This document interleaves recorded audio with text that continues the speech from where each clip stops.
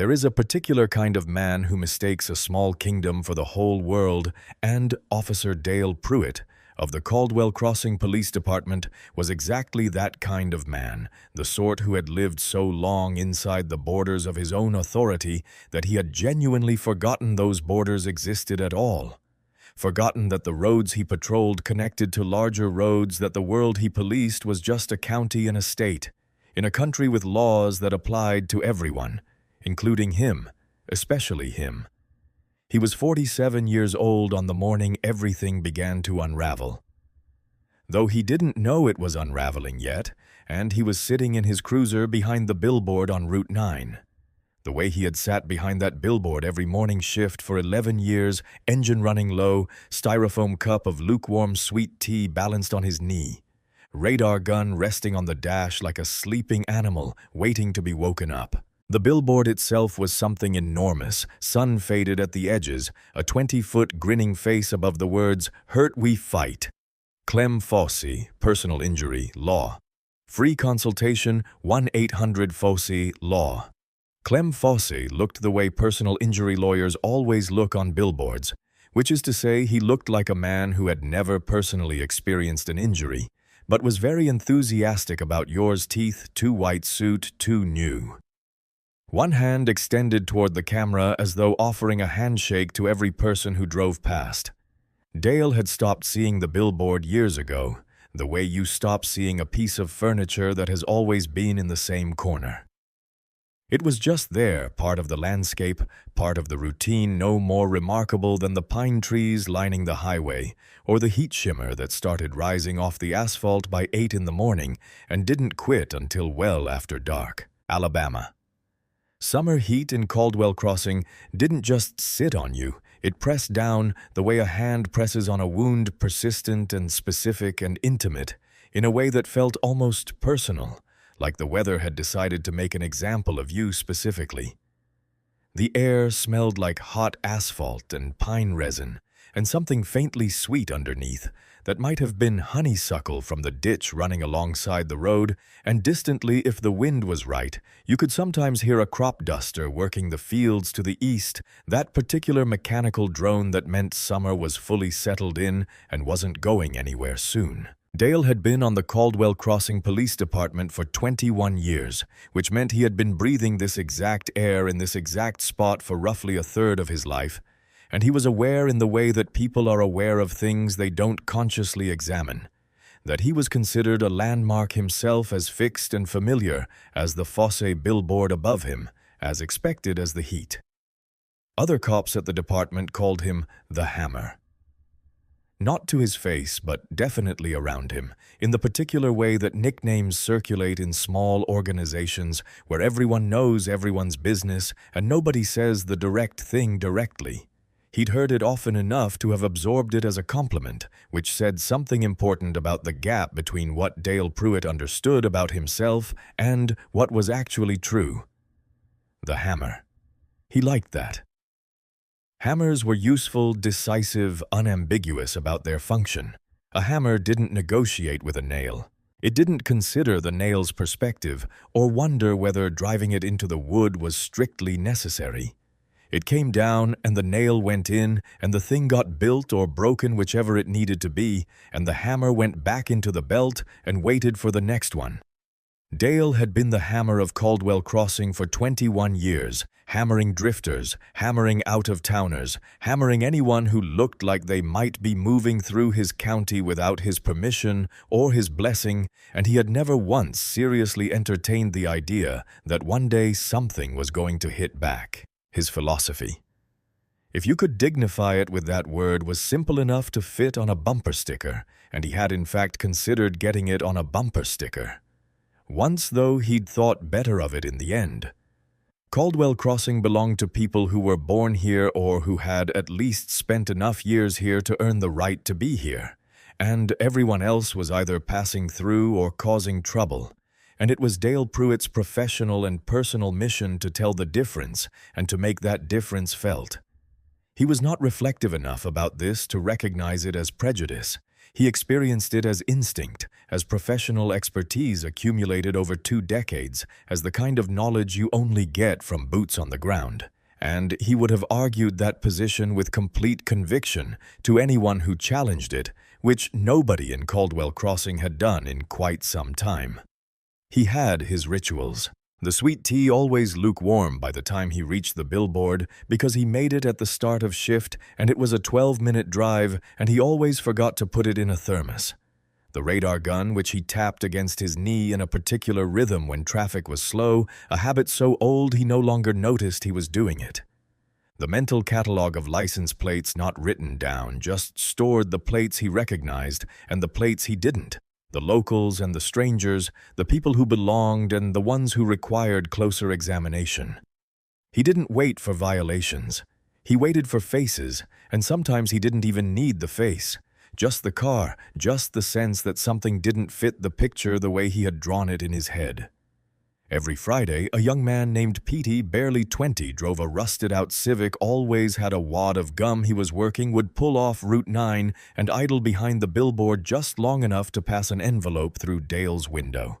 The envelope was plain manila sealed but not heavily, and Dale pocketed it without counting the contents because he knew the amount, and the amount was always correct. The way things are always correct when the arrangement has been running for long enough that it has stopped feeling like an arrangement and started feeling like just the way things work.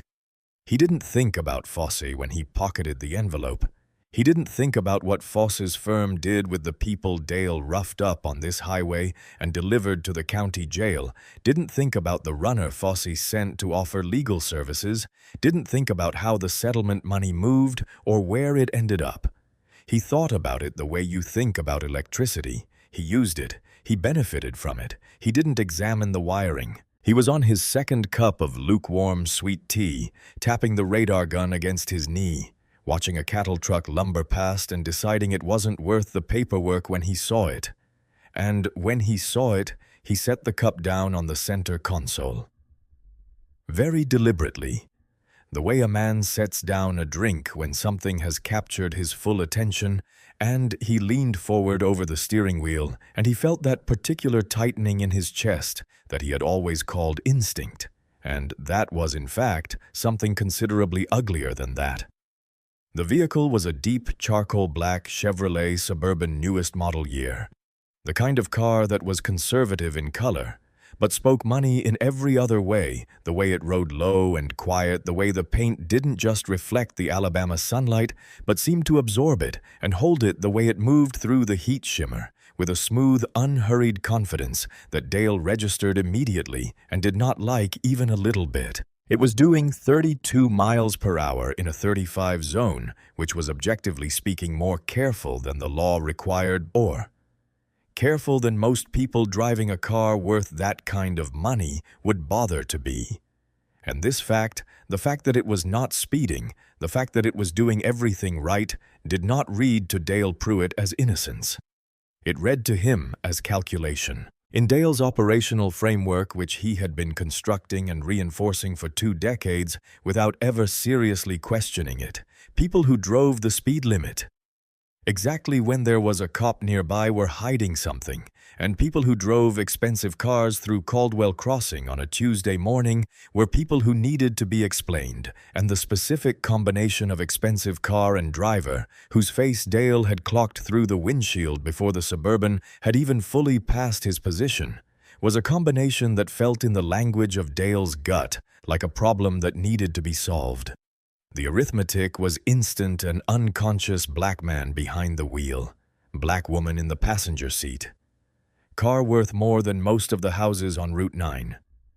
Caldwell Crossing, Alabama on a Tuesday morning, where the only people who drove that kind of money were either passing through or had no business being there. The thought completed itself before Dale could have articulated any of the individual steps, the way a reflex completes itself before the brain has registered the stimulus worn so deep into the neural pathway by repetition and reinforcement that it no longer required conscious processing. Drug money.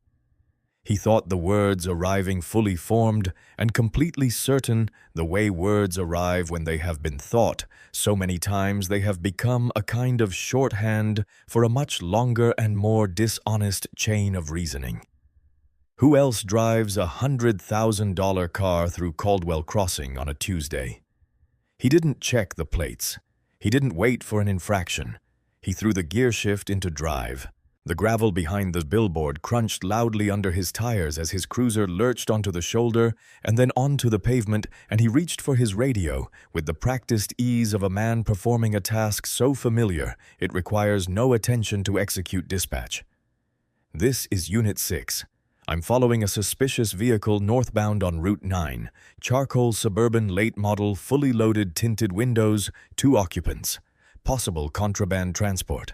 Running a 104 Alpha. The dispatcher, Mrs. Opal Birch, 63 years old, who had been answering this radio for 19 years and had heard Dale call in suspicious vehicles approximately 9,000 times without once asking him what specifically was suspicious about them, crackled back with the standard acknowledgement and logged the stop.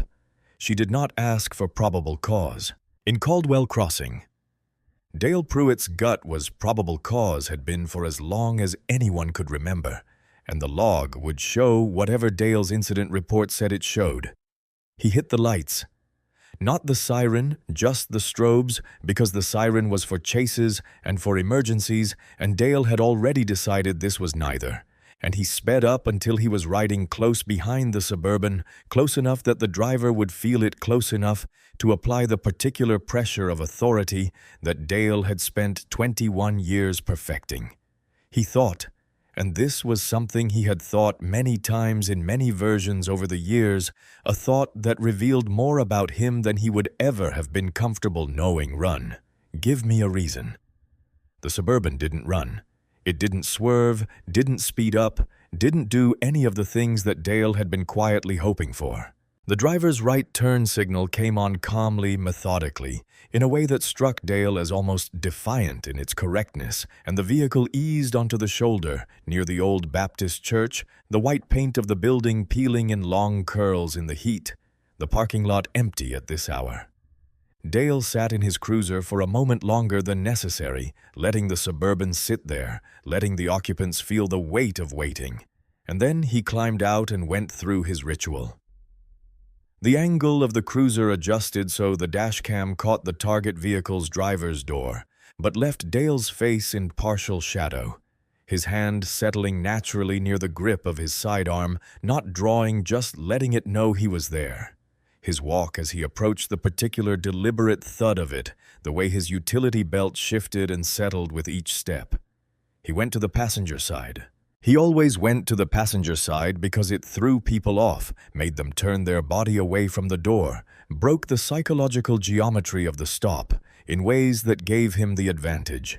He rapped his knuckles on the glass, 3 hard raps louder than necessary, the sound of authority making itself known.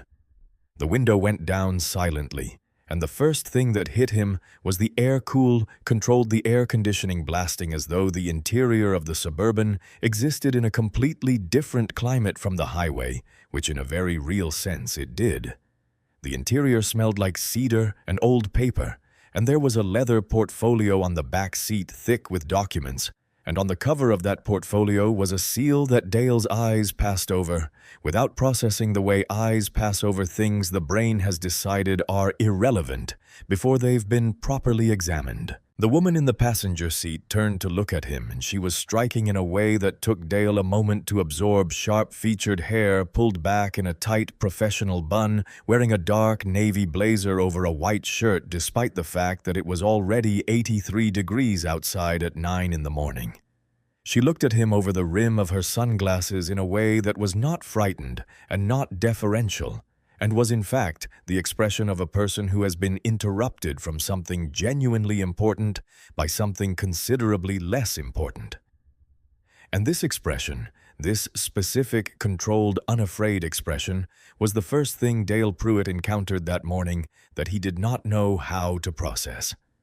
"Is there a problem, officer?" she asked, and her voice was crisp and educated and carried absolutely none of the hesitation that Dale was accustomed to hearing, none of the softness that people deployed when they were hoping to make him feel generous. He ignored her question because answering her question would have required him to articulate what the problem was, and the problem was not something that could survive articulation.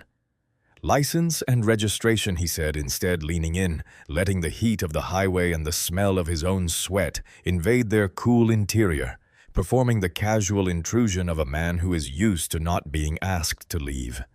He looked past Renee Webb to the driver. Marcus Webb was a large man, broad-shouldered, composed with the particular physical stillness of someone who has learned through long experience that movement is interpreted as threat, and that stillness is sometimes the only protection available. He was wearing a plain gray t-shirt, and he had both hands on the wheel and one hand visible on his knee. And he was not looking at Dale with fear or with anger or with any of the expressions Dale expected to receive on the passenger side of this kind of stop. He was looking at Dale with patience, the deep, exhausted, completely undeceived patience of a man who has done this particular calculation before and knows exactly how it ends and is just waiting for it to be over. "We were doing 32. Marcus said, his voice a low rumble, unhurried. "Signal was on. Plates are valid." "I pulled you over because you have an obstructed view," Dale said, which was his go-to, the lie he reached for so automatically it no longer felt like lying, just like a tool he kept in a particular pocket. That air freshener hanging from the mirror. Marcus glanced at the rear-view mirror. There was nothing on it. "There's nothing on the mirror." "Officer," he said with the same even patience as though he were noting the absence of something simply as a matter of fact. "Don't get smart with me, boy," Dale said, and the slur came out. The way it always came out, not shouted, not even particularly heated, just casual. The casual deployment of a word that was meant to establish a hierarchy instantly and completely. The way a hand pressed down on a shoulder establishes a hierarchy. The way a certain kind of laugh establishes a hierarchy. It was a reflex, old and ugly and entirely automatic. Renee Webb's jaw tightened by a fraction. Marcus's eyes stayed absolutely level. The two of them did not look at each other, but something passed between them anyway. Some frequency of communication that did not require eye contact, the particular shorthand of people who have worked together long enough to think in the same language.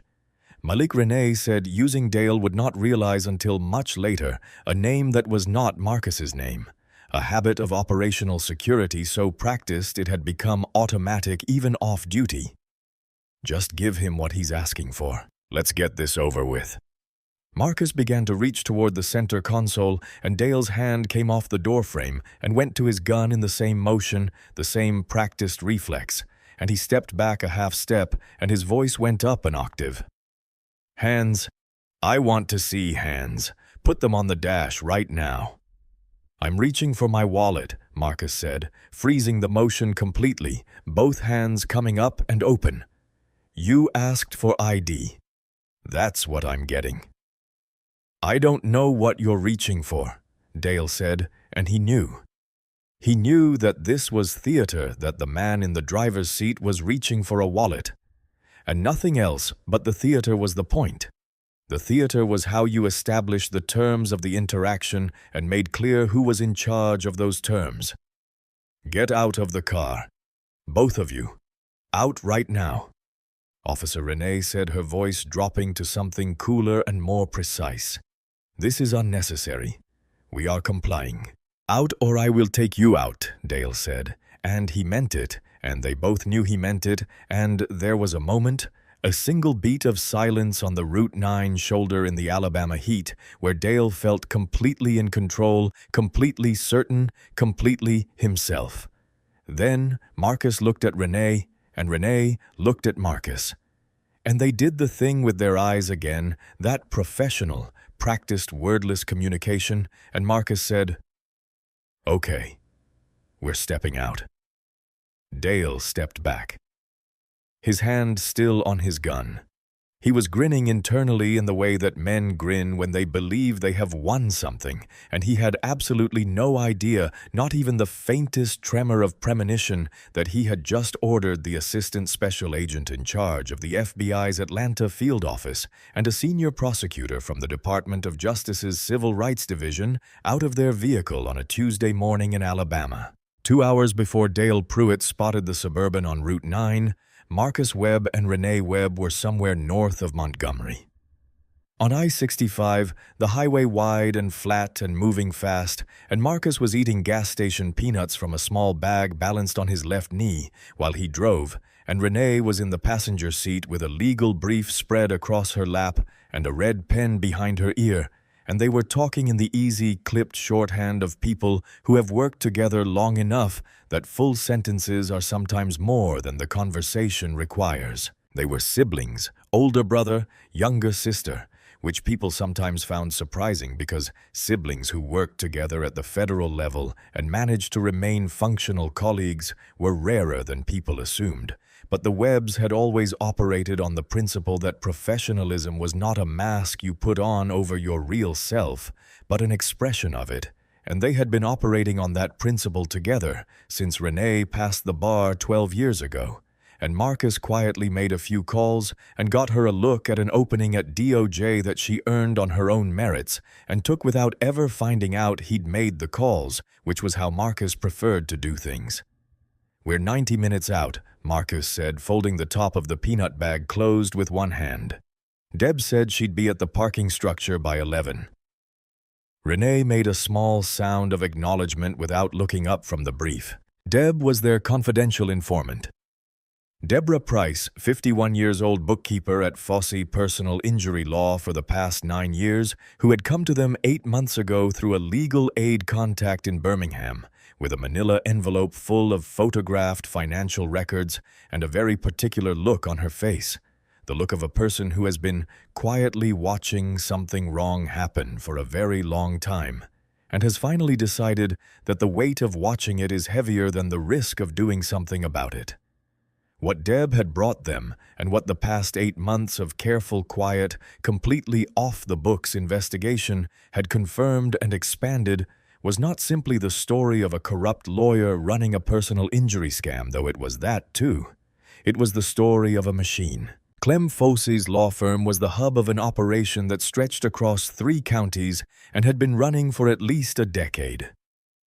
Local law enforcement officers, primarily in Caldwell Crossing, but with connections in 2 neighboring counties, would conduct targeted pretextual traffic stops on Route 9 and other major corridors, focusing specifically on drivers who fit a certain profile, who were in certain kinds of cars, who were from out of town, and therefore less likely to know the local terrain. The stops would escalate through harassment, through manufactured probable cause, through the casual threat of force into arrests. And within 48 hours of the arrest, a runner from Fossey's office would appear at the county jail offering legal services to the person who had just been through the system. The settlements Fossey's firm extracted from the county were real money, and the money moved in very specific ways that Deb had photographed meticulously over 6 months, and a portion of that money moved back to the officers who had generated the arrests, and a portion moved to Judge Garrett Holt, who had been signing blank warrants for Fossey and the department for years, and a smaller portion moved to Mayor Bud Tarver, who had been providing political cover for the whole arrangement since before he was mayor.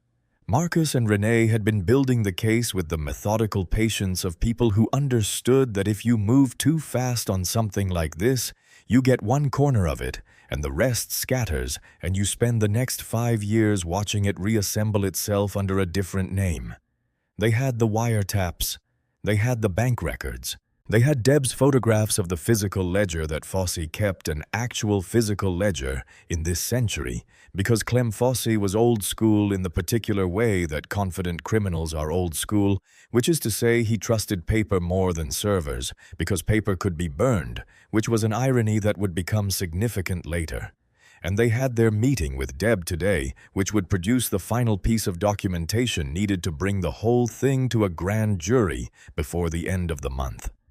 Marcus was carrying his FBI credentials and his service weapon, a Sig Sauer P3-2, legally holstered in a quick access mount under the driver's seat, standard federal procedure for plainclothes travel. Renee was carrying her DOJ credentials, a sealed federal grand jury subpoena for Judge Holt's financial records that she had been authorized to serve on this trip, and a notebook that she had been keeping since the investigation began, in which she wrote down everything that happened in the order it happened, in the precise and comprehensive way that a federal prosecutor keeps notes when she knows that what she's building will eventually need to survive a courtroom.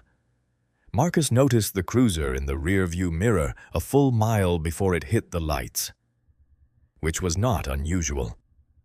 Marcus Webb had been a black man driving cars in America for 30 years, and the particular reflex of noticing police in rear-view mirrors before they made their intentions known was one he had developed young and maintained with the consistency of someone who understood it as a survival skill rather than a paranoia. He said, "We've got company," in the same tone he used to say most things, which was quiet and even and completely without drama.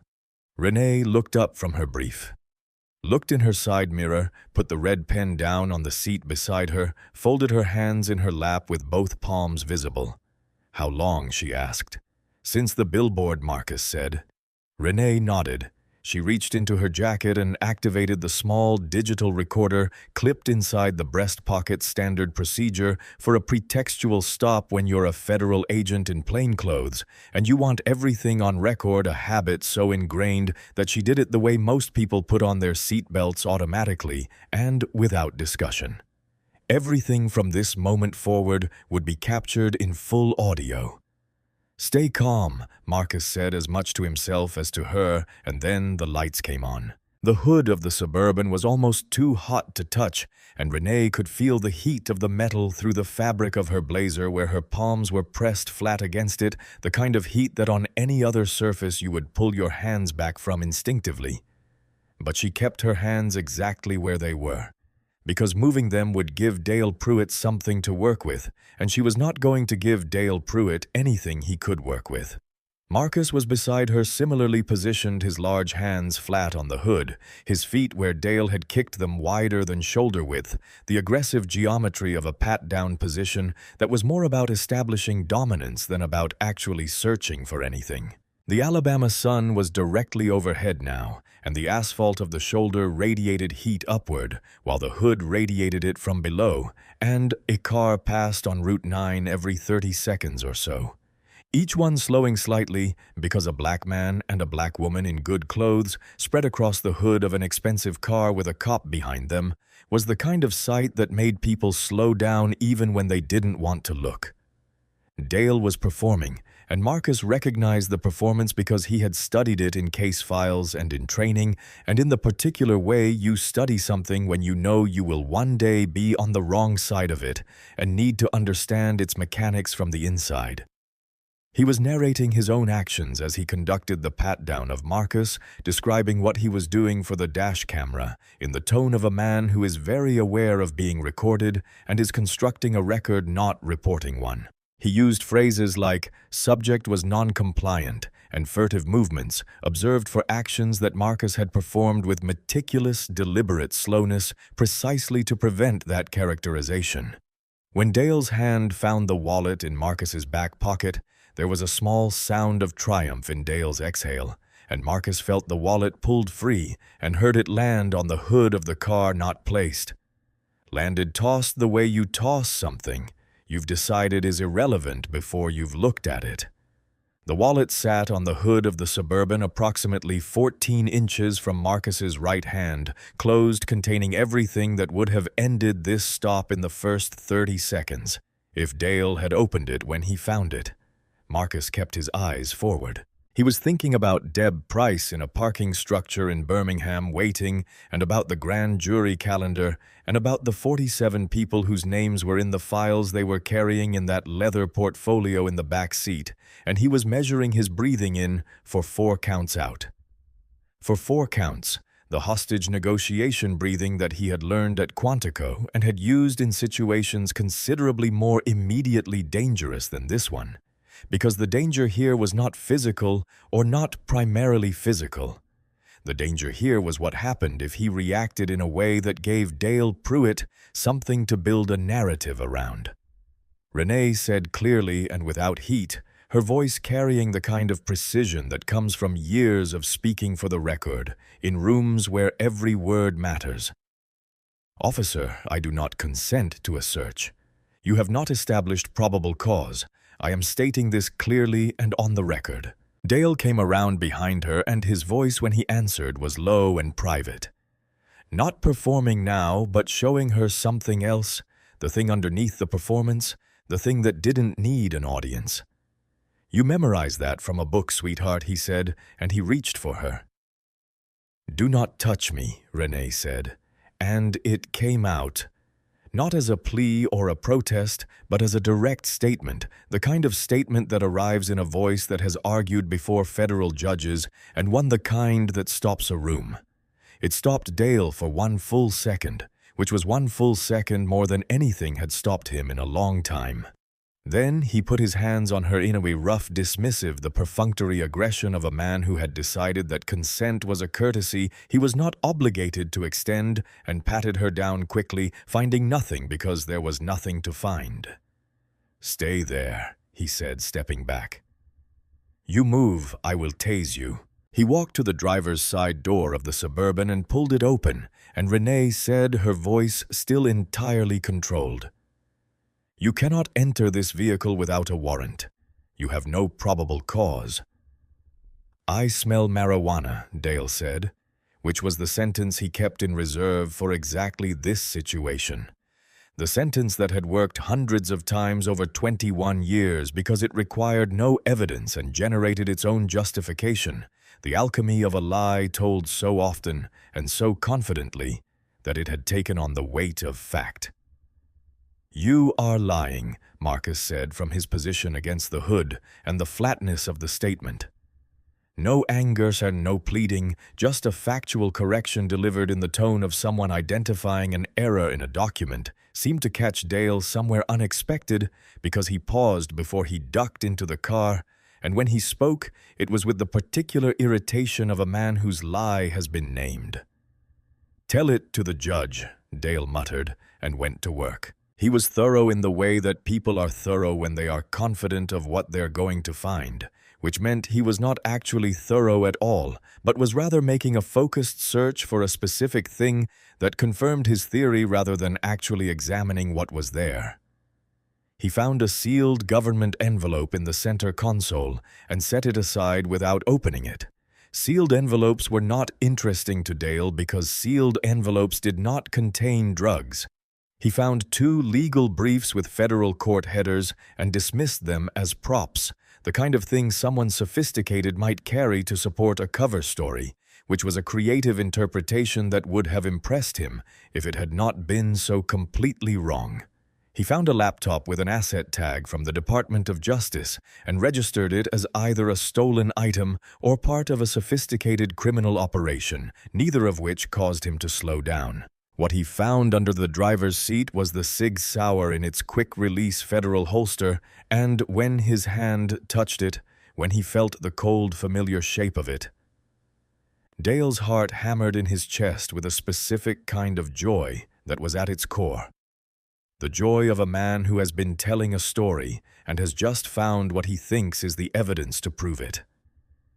He came out of the car fast, holding the weapon up like a trophy, and his voice, when he called it, was the voice of a man who has just won something. Gun on the ground. Get on the ground right now, and he leveled his own service weapon at Marcus's chest with both hands, and the moment held itself there. On the Route 9 shoulder in the Alabama heat, the Suburban between them, the Baptist church white, and still in the background, a truck passing on the highway and briefly drowning everything out. Marcus turned slowly from the hood. He raised his hands, both of them open palms forward, and when he spoke his voice was so completely steady that it landed in the chaos of the moment, like something solid, something you could put your weight on. "Officer, that firearm is federally registered and legally carried in a standard bureau-issue quick-release mount." The credentials confirming that are in the wallet you put on the hood of this car 9 minutes ago. I am asking you for the last time, and I want that on record to open that wallet before you take another step." Dale did not open the wallet. This was the choice, the specific, catastrophic, entirely avoidable choice that the next 2 years of his life would eventually reduce itself to the way certain decisions viewed from sufficient distance become the entire story. He did not open the wallet because opening the wallet required him to entertain the possibility that the wallet contained something that would make this stop something other than what he had decided it was before he ever left the Fosse billboard. And Dale Pruitt had been in the business of deciding things before examining them for so long that the act of examining had come to feel like weakness. "I don't need your wallet," he said. "I have your weapon." "That's enough. Both of you on your knees," Renee said with the calm of someone dictating a memo. "Officer, the firearm in your hand is registered to the Federal Bureau of Investigation, Atlanta Field Office. The registration, documentation, and law enforcement credentials confirming this are in the wallet you placed on the hood of this vehicle. You are legally required to verify law enforcement credentials before escalating to a custodial arrest. Failure to do so constitutes on your knees." Dale repeated louder, because volume was his answer to anything that required him to think. Backup arrived in 2 cruisers, kicking up dust on the shoulder, the doors opening before the cars had fully stopped, and this detail mattered later in court because it showed how urgently Dale had called it in, how completely he had already committed to the story he was telling. Out of the first cruiser came Deputy Troy Nettles, 24 years old, 6 months on the job, a baby-faced young man in a uniform that still looked newer than it should, who took one look at the scene, 2 well-dressed black professionals with their hands up, a federal quality SUV. A weapon in Dale's hand, and registered something in his face that was not confidence. Out of the second came Officer Dana Ferris, 8-year veteran, who had 3 years ago filed an internal complaint about Dale's traffic stop patterns that had been buried under Chief Greer's signature inside of a week, and who had continued to file her incident reports accurately every single shift for the 3 years since, keeping her own copies waiting for the day when accuracy might mean something. Dale pointed at Marcus and said, "Cuff him." Troy hesitated. The hesitation was visible and lasted approximately 3 seconds, which, in the particular temporal distortion of an active scene on a highway shoulder, felt like considerably longer. And during those 3 seconds, several things happened simultaneously. Ferris did not move toward either Marcus or Renee, which was its own statement. Marcus spoke clearly and loudly, his voice carrying for any dash cam microphone within range, stating his name, his title, his field office, and the specific federal statute that classified the action Troy was about to take as kidnapping of a federal law enforcement officer. And Dale Pruitt looked at Troy Nettles with an expression that communicated without any ambiguity at all. What would happen to Troy's career if he did not immediately do what Dale was telling him to do? Troy snapped the cuffs on. The sound they made, 2 small metallic clicks in the Route 9 heat, was the sound of a 24-year-old man making a decision that would define the next 2 years of his life, and he knew it. Even as he made it, could feel the weight of it in his hands as the metal closed around Marcus Webb's wrists, could see, in his peripheral vision, the way Ferris had turned her body very slightly away, as though she did not want the dash camera to record her expression. Dale walked to the wallet on the hood. He picked it up. He turned it over in his hands. It was heavier than a regular wallet, thicker with a different hinge than most billfolds, the kind of hinge you put on something that needs to open a specific way. He flipped it open, and the gold shield caught the sunlight, the way gold always catches sunlight, which is completely and without hesitation throwing it back across Dale's face in a warm, indifferent glow. He stood there looking at it. The shield was solid, not pot metal, not the thin, electroplated brass of a prop, But the real thing, heavy and detailed, the eagle spread at the top in precise relief, the enamel fills perfect and without the air bubbles or the slight raised edges that told you something had been manufactured cheaply and quickly. There was an embedded chip in the lower left corner for secure building access.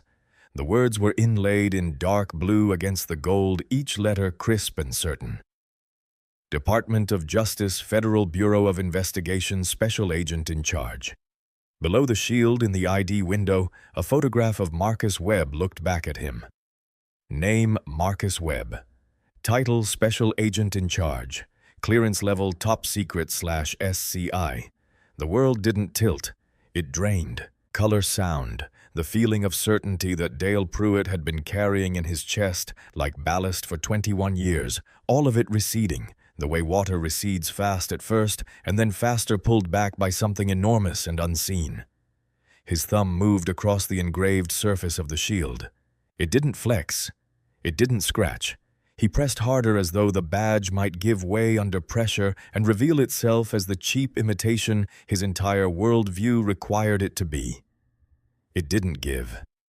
Dale closed the wallet. He put it in his pocket. He turned to Troy, and his voice, when it came out, was the voice of a man who has made a terrible decision and is aware somewhere below the level of conscious thought that he is making it worse, but who cannot find the mechanism to stop fake. Good counterfeits, professional grade. Take them in. Both of them. Separate vehicles. Ferris said quietly enough that only the officers nearest her would hear Dale. I said, take them in, Dale said without looking at her. Ferris said nothing else, but she walked back to her cruiser and she was very careful about what she did with her hands in the next few minutes, which was to say she was careful to touch as few things as possible, so that when she sat down that evening and wrote her incident report, her own copy, the accurate one, she would not have to account for any action of hers that she did not want on the record. Marcus was walked to the back of Troy's cruiser. He was too large for the space his knees pressed against the cage. His shoulders took up more than his half of the seat, but he didn't complain about this, didn't fight the process, didn't say anything at all as the door was shut behind him. He looked straight ahead through the scratched plexiglass divider and breathed in the measured way he had been breathing since this started, and he waited with the patience of a man who has done the math and knows that the only variable left is time. The ride to the Caldwell Crossing Police Department was 11 minutes, and Marcus Webb spent all 11 of them talking to Troy Nettles in the particular tone he used when he needed someone to understand something they were not going to enjoy. Understanding, not threatening, not pleading, not performing, just laying out information the way a doctor lays out a diagnosis clearly and completely, because clarity was ultimately kinder than the alternative. He explained what Title 18, Section 1201 of the United States Code said about the transportation of a person across county lines against their will when that person was a federal law enforcement officer. He explained what the phrase color of law meant in a federal civil rights prosecution and how it applied specifically to the actions of a law enforcement officer who uses the authority of his badge to commit an illegal act. He explained that the dash cam footage from Dale's cruiser, Troy's cruiser, and Ferris's cruiser was already evidence in a federal proceeding and that the audio from his own recorder, which had been running since before the stop, was clearer than any of the dash cams. Troy's hands tightened on the steering wheel. He kept his eyes forward. He was the kind of young man Marcus had already determined who was still in the process of becoming the person he was going to be, which meant he was also the kind of young man who could still be reached. "Call the DOJ main switchboard," Marcus said after a pause. "The number is on the back of the badge. You have a phone. You have 30 seconds and a clear signal. You can know the truth right now before any of this goes any further." Troy did not call, but he also did not turn up the radio, and he also did not tell Marcus to be quiet. And these two small choices, the call not made, the silence not demanded, were the first evidence of something in Troy Nettles that might eventually be worth saving. In Ferris's cruiser behind them, Renee had produced a small notebook from her blazer's inside pocket. Troy had missed it during his part of the search, which was not surprising because Troy had conducted the search the way someone does when they're trying to comply with an order they disagree with, which is to say, not very thoroughly, and she was writing in it steadily, filling lines with her precise, economical handwriting. Ferris watched her in the rearview mirror with the expression of someone who has been waiting a very long time to see something like this and is not entirely sure what to do with the feeling of watching it happen. "You didn't do the pat-down," Renee said without looking up. The statement was factual, not accusatory. Renee Webb's voice rarely did accusatory because accusatory required emotional investment that she preferred to redirect into documentation. Ferris said nothing. The road went by.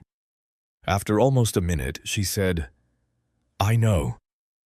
"That matters," Renee said, still writing.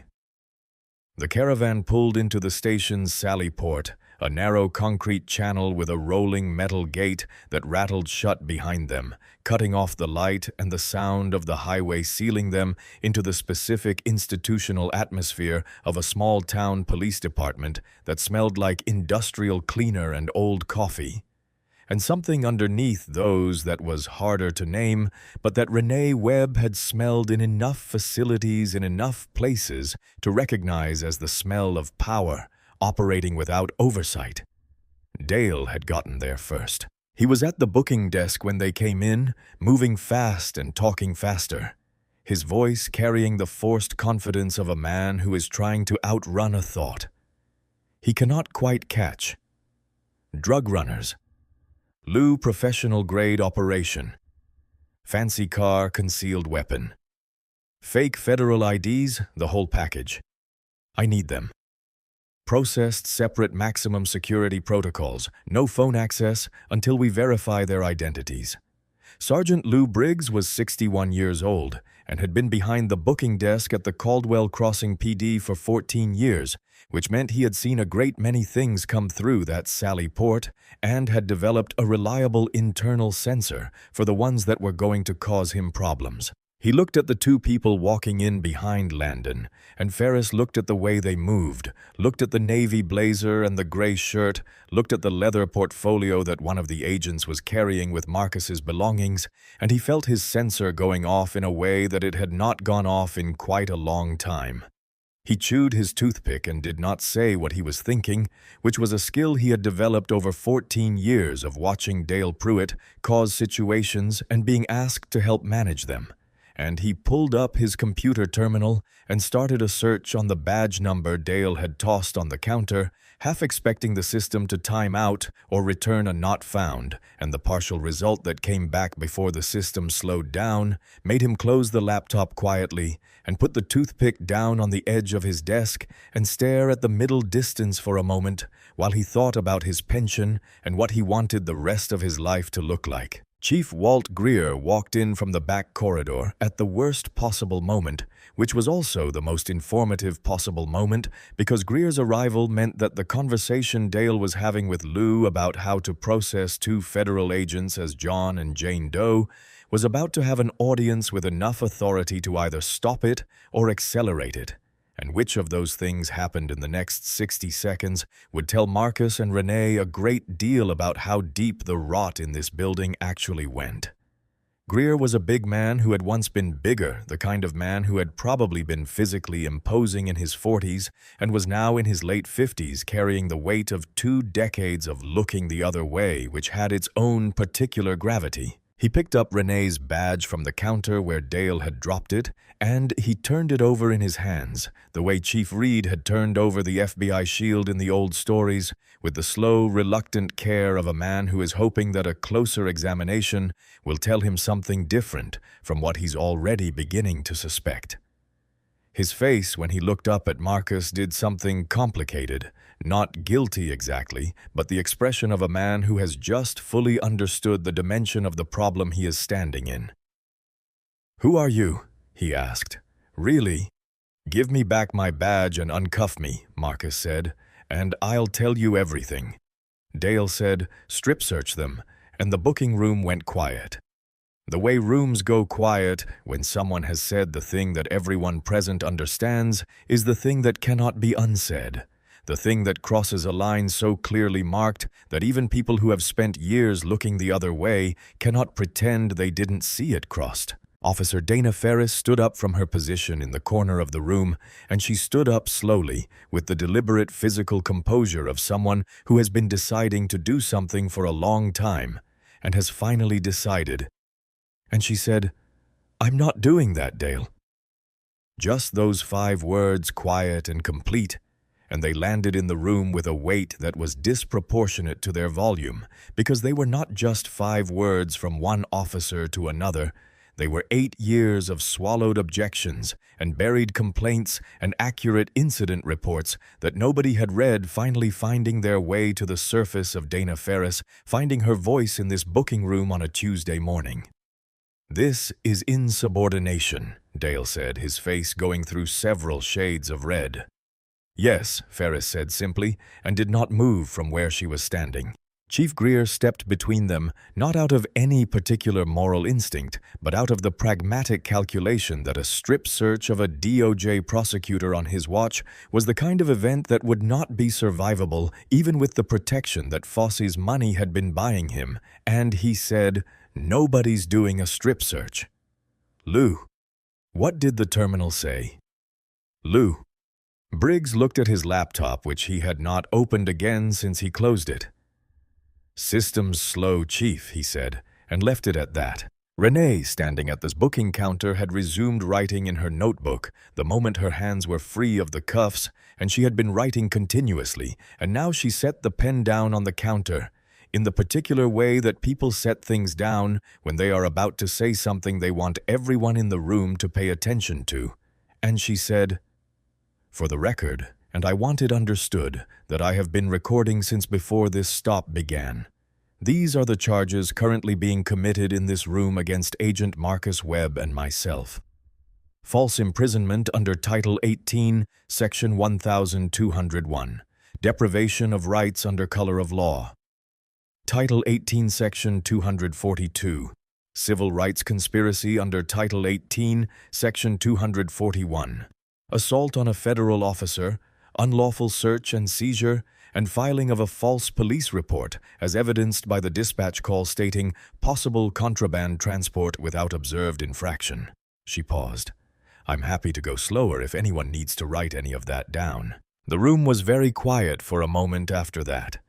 Chief Greer looked at Marcus at the wrist marks where the cuffs had been at the gray shirt with a small smear of dirt on the sleeve from the hood of the Suburban, at the face of a man who was looking at him with an expression of patient, complete, entirely unimpressed waiting, and he said, "Who are you? Really?" Marcus said his name, his title, his field office, his current operational status, and then he said the thing that changed the temperature of the room. "And the reason Agent Webb and I were on Route 9 this morning. Chief Greer, is because this department has been under active federal investigation for the past 8 months." The sound of Lou Briggs putting his toothpick down was audible. Troy Nettles, who had been standing near the booking desk, went very still. Ferris across the room turned her face very slightly toward the window.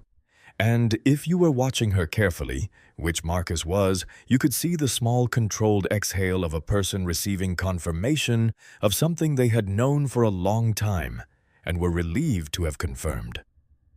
"We've been tracking a money laundering and civil rights conspiracy involving Clem Fosse's law firm." Marcus continued, his voice the same low, even rumble.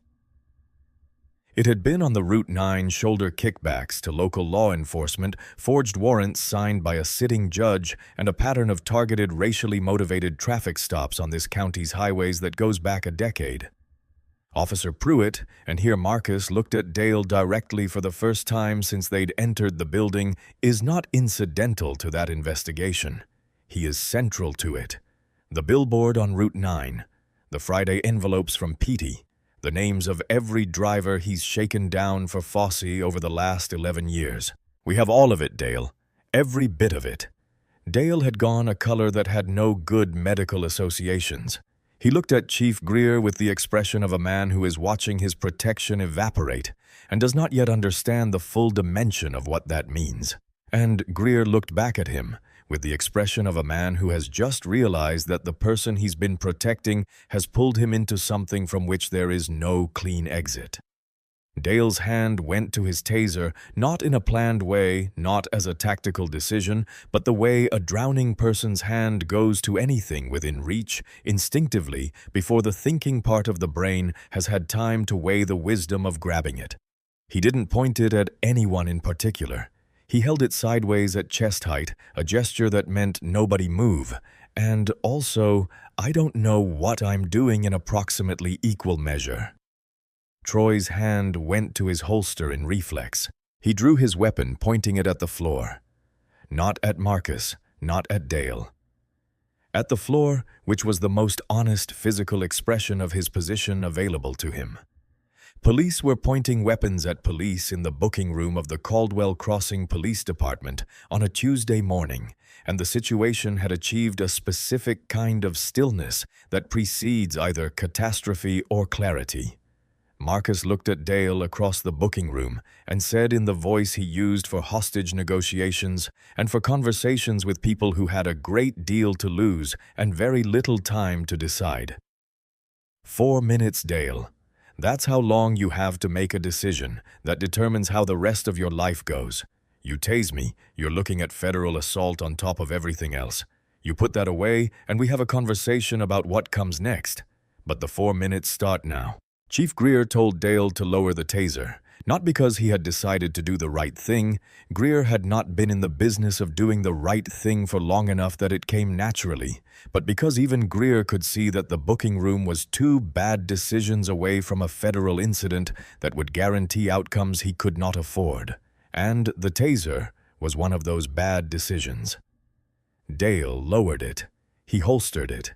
He looked at the room around him. Lou behind his desk. Troy with his weapon pointed at the floor. Ferris by the window. Marcus and Renee at the booking counter. And he looked like a man who has just arrived somewhere. He has never been before, a place where the usual rules don't apply, and the usual resources aren't available, and the usual authority he carries in his chest is simply not in his chest anymore. Uncuff them, Greer said with the flatness of a man who has decided to manage a crisis rather than fight it. Troy moved forward and removed Marcus's cuffs and then Renee's, and Marcus rolled his wrists once, just once, a small private inventory of the damage, and straightened his shirt with both hands in a gesture so controlled that it communicated volumes about what it was costing him to keep his face the way it was, which was steady, which was professional, which was everything Dale Pruitt was not and had never been. Marcus reached into the plastic evidence bin on the counter and retrieved his phone. He did not scroll for the number, it was memorized the way you memorize numbers that you might need in a hurry. He dialed. He put it on speaker without asking anyone's permission, and the sound of a phone ringing in the FBI director's office in Washington, D.C., filled the booking room of the Caldwell Crossing Police Department like something from a different world intruding into this one. It rang twice. Director's office, this is the duty watch. This is Special Agent in Charge, Marcus Webb, Atlanta Field Office Code, Victor 77. I need to report a field compromise. Caldwell Crossing, Alabama. Agent Webb and Prosecutor Webb were detained under false arrest at gunpoint. We are currently secure inside the target facility. I need the perimeter team released.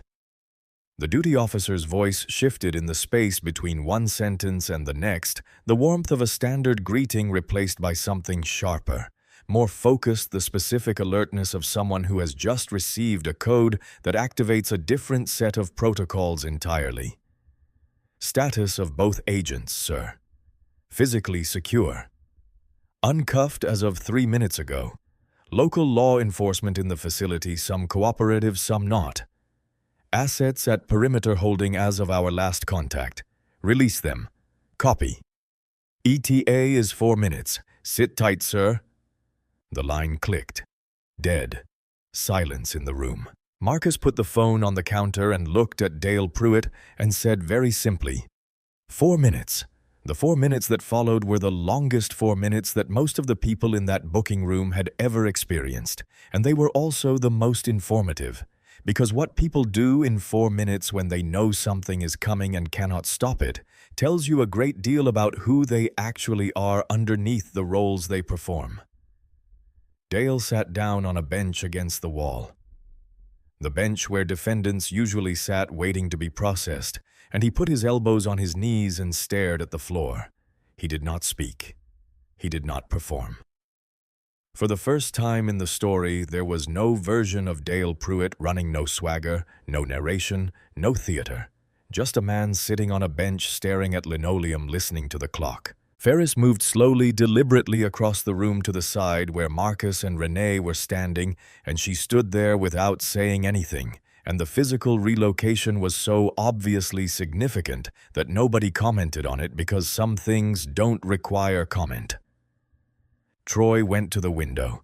He stood there for about 90 seconds looking at the parking lot, the street, the corner of the Baptist church visible at the edge of his sightline. And then he said quietly to no one in particular, "There's a helicopter. More than one." A pause. "There's a lot of cars." The sound built from the ground-up rotor wash first, that distinctive mechanical thunder that vibrates in your sternum before it arrives in your ears, and then sirens. Not the single siren of a responding unit, but a cacophony, the sound of coordinated arrival, the sound of a force that was designed to be overwhelming and had been dispatched to be exactly that. And then, through the wall, amplified and absolute a voice that made the concrete of the Caldwell Crossing Police Department feel for the first time in a very long time, like it was not a fortress, but just a building. "This is the Federal Bureau of Investigation.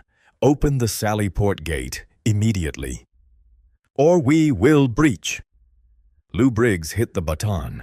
The heavy metal gate of the Sallyport rolled up slowly, the mechanism creaking with the effort of a thing that was accustomed to opening for cruisers and handcuffed drunks, and not for this, and the sunlight that flooded in was blinding after the fluorescent dimness of the booking room, and the silhouettes standing in it were the most precise and professional things Dale Pruitt had ever been this close to. 6 agents in full tactical gear moved through the Sallyport in a formation that was deliberate and unhurried, in the way that overwhelming force is always unhurried, because when you have that much of it, there is no reason to rush anything.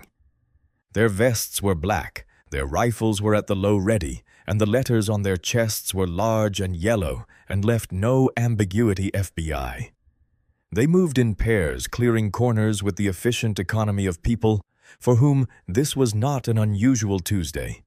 Behind them walked Assistant Director Patricia Gaines, and she walked the way senior federal officials walk when they want to communicate that the situation has already been resolved, and what is happening now is merely the administrative processing of that resolution with a stillness that made her the calmest person in the room, despite being the most powerful one. She wore a gray suit, no badge visible yet, and she surveyed the booking room of the Caldwell Crossing Police Department, the way you survey a crime scene when you already know what happened and are now cataloging the evidence.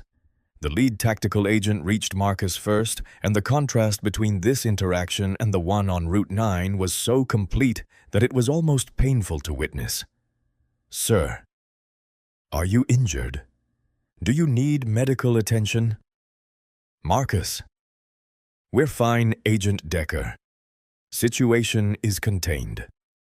Decker gave a small nod and stepped back, and the tactical team relaxed by a fraction, the particular disciplined relaxation of people who have confirmed that the thing they were most worried about has not happened. Gaines looked at the room. She took in Dale on the bench. Lou behind his desk, Troy standing by the window with his weapon holstered and his hands visible, and the expression of a man who is sincerely hoping to be assessed as one of the less bad people in the room. She took in Ferris standing on the other side of the counter from Dale, the physical distance between them telling its own story. She took in Chief Greer, who was standing in the center of the room, with the posture of a man who has not yet decided what his posture should communicate, and as a result is communicating nothing clearly, which was itself a communication. She addressed Greer first. "Chief, I'm Assistant Director Patricia Gaines. As of this moment, you are relieved of command of this facility. It is now a federal crime scene under the authority of the Southern District of Alabama and the Civil Rights Division of the Department of Justice. The Alabama State Bureau of Investigation has already been notified and will assume operational oversight of this department pending the results of our investigation." Greer opened his mouth. "On what grounds?" "On the grounds that your department has been documented as a participant in a 10-year civil rights conspiracy involving targeted harassment, extortion, and false imprisonment of black residents and travelers in this county," Gaines said. And she said it the way people state things that are no longer in dispute, calmly and completely. "We have wiretaps, we have bank records, we have financial documentation and witness testimony. We have everything, Chief Greer. This is the part where we collect it." She turned to look at Dale. "Is this him?" she asked Marcus. "That's him," Marcus said. Renee stood up from the stool where she had been sitting. She had been writing the entire time Gaines was speaking, and now she closed the notebook and looked at Dale Pruitt across the booking room and began to read clearly and without inflection from the page she had filled since the Route 9. "Shoulder Officer Dale Pruitt, initiation of a traffic stop without probable cause or observed infraction. Use of a racial slur during the conduct of a stop captured on audio recording. Illegal search of a person and vehicle without consent or warrant. Seizure of a legally registered federal law enforcement firearm. False police report filed via dispatch. False imprisonment. Kidnapping of a federal officer under Title 18. Section 1201, and attempted coercion of a subordinate officer to conduct an unlawful strip search of a federal prosecutor. These charges are preliminary. The full federal indictment will be filed in Birmingham." She closed the notebook. Two tactical agents moved to Dale Pruitt, and they moved with the same professional precision with which Dale had for 21 years moved toward the people he stopped, and they cuffed him, kicked his feet apart, hands on the wall, the cold metal of the cuffs ratcheting down on his wrists, and Dale said, "Watch the shoulder," in a voice that had lost every decibel of its former authority and was now just the voice of a 47-year-old man in a too-tight uniform having something done to him that he had done to thousands of other people. He was walked through the booking room and into the sally port, and out into the Alabama afternoon, through the facility he had considered his for 21 years past, every officer still present, none of whom moved to help him or even met his eyes, and at the door of the black federal SUV, waiting in the parking lot, a cluster of news cameras that had arrived with the FBI convoy caught the image that would be on local television within the hour and national television by evening. Dale Pruitt in his uniform and handcuffs being loaded into the back of a federal vehicle, squinting in the sunlight, looking smaller than anyone who had ever been afraid of him would have believed possible. Inside the booking room, Marcus picked up his wallet from the counter and held it for a moment. The wallet Dale had opened, read, understood, and put in his pocket anyway, and then he put it in his own pocket and looked at Renee. "Let's go find out what else is here," he said.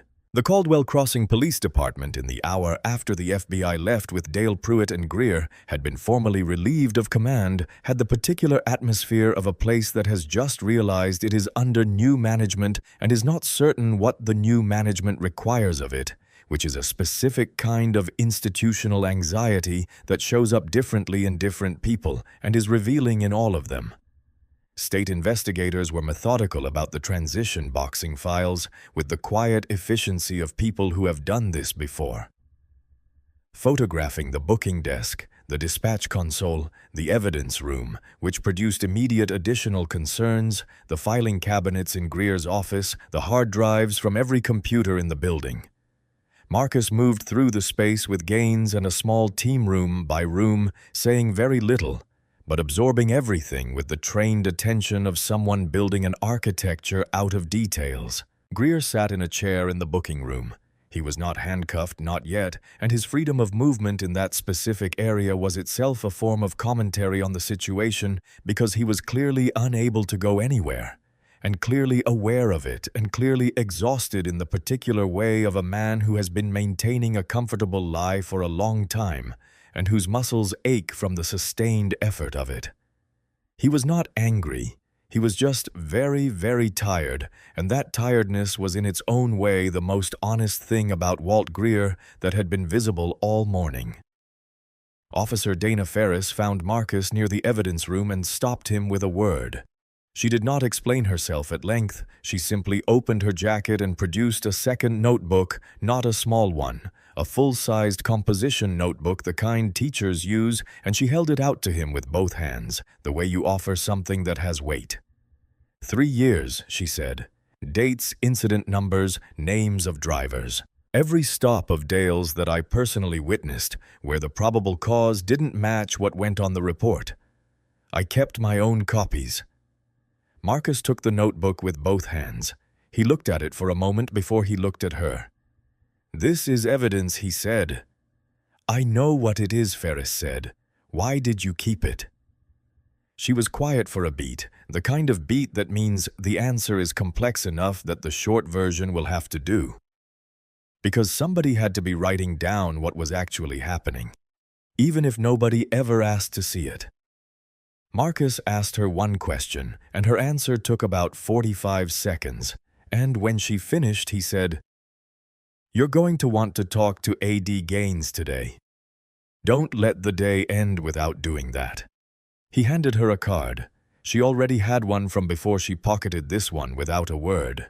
Troy Nettles was on the bench against the booking room wall, the same bench where Dale had been sitting, and he was looking at his hands with the concentrated focus of someone conducting an inspection of a thing that has recently done something they are not fully at peace with.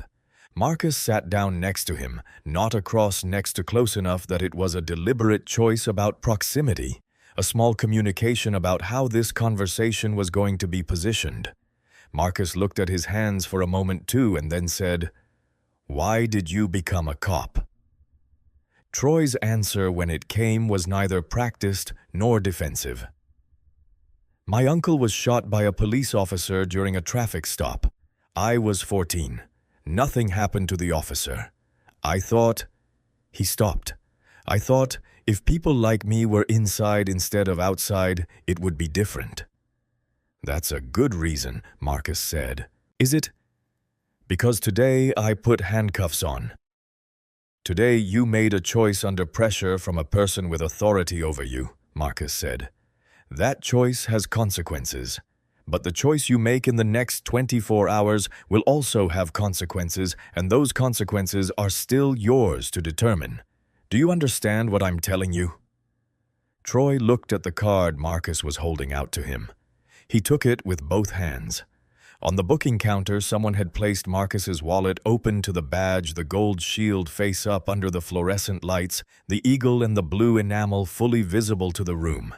It had been there since the cuffs came off and nobody had moved it, and Lou Briggs, standing behind his desk doing the administrative processing that the state investigators required, looked at it approximately every 45 seconds, with the expression of a man reading a document that he wishes he had read considerably earlier. Eventually, near the end of the afternoon, he picked it up and looked at it for a long time. Then he set it down and went back to his paperwork, and the badge sat on the counter, open undeniable, until one of the state investigators finally picked it up and bagged it as evidence. 3 days after the arrest on a Monday morning, Caldwell Crossing woke up to something it did not have language for yet, which was appropriate because what was coming had not happened in this county before. At least not with this completeness, this documentation, this level of federal authority behind it. The coffee was already brewed at the diner on Main Street. The school buses were idling at their first stops. Mrs. Opal Birch was at the dispatch console, starting her shift the way she had started 3,000 shifts before it, with a cup of black coffee and a quick scan of the overnight log. And then the convoy of black SUVs came down Main Street. 7 vehicles unmarked, moving with the deliberate, unhurried confidence of something that did not need to announce itself, and turned not toward the police department, but toward the other buildings that held the architecture of what had been built in this county over the past decade. Fosse Personal Injury Law occupied a suite in the Caldwell Crossing Professional Building's second-floor corner office with a view of the billboard on Route 9 that Fosse had installed himself, and that he sometimes stood at his window looking at with the particular satisfaction of a man who has arranged for his own face to be visible from the highway.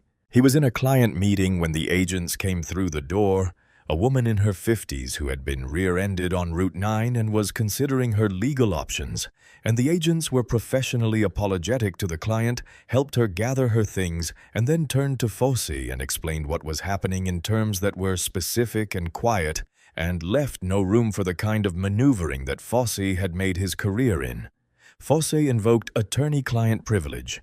A.D. Gaines explained without impatience the precise reason why that protection did not extend to the documents in question, citing chapter and section, and then the agents took the filing cabinets, the servers, and the physical ledger, the actual handwritten ledger that Fosse had kept in a false-bottomed drawer in his mahogany desk for reasons that he had always thought of as prudent record-keeping, and that now, in retrospect, looked like a confession sitting in a piece of furniture. Fosse was walked out of his own office and past his own billboard, and the expression on his grinning 40-foot face overhead was exactly the expression you would need it to be in that moment if you were the kind of person who noticed such things.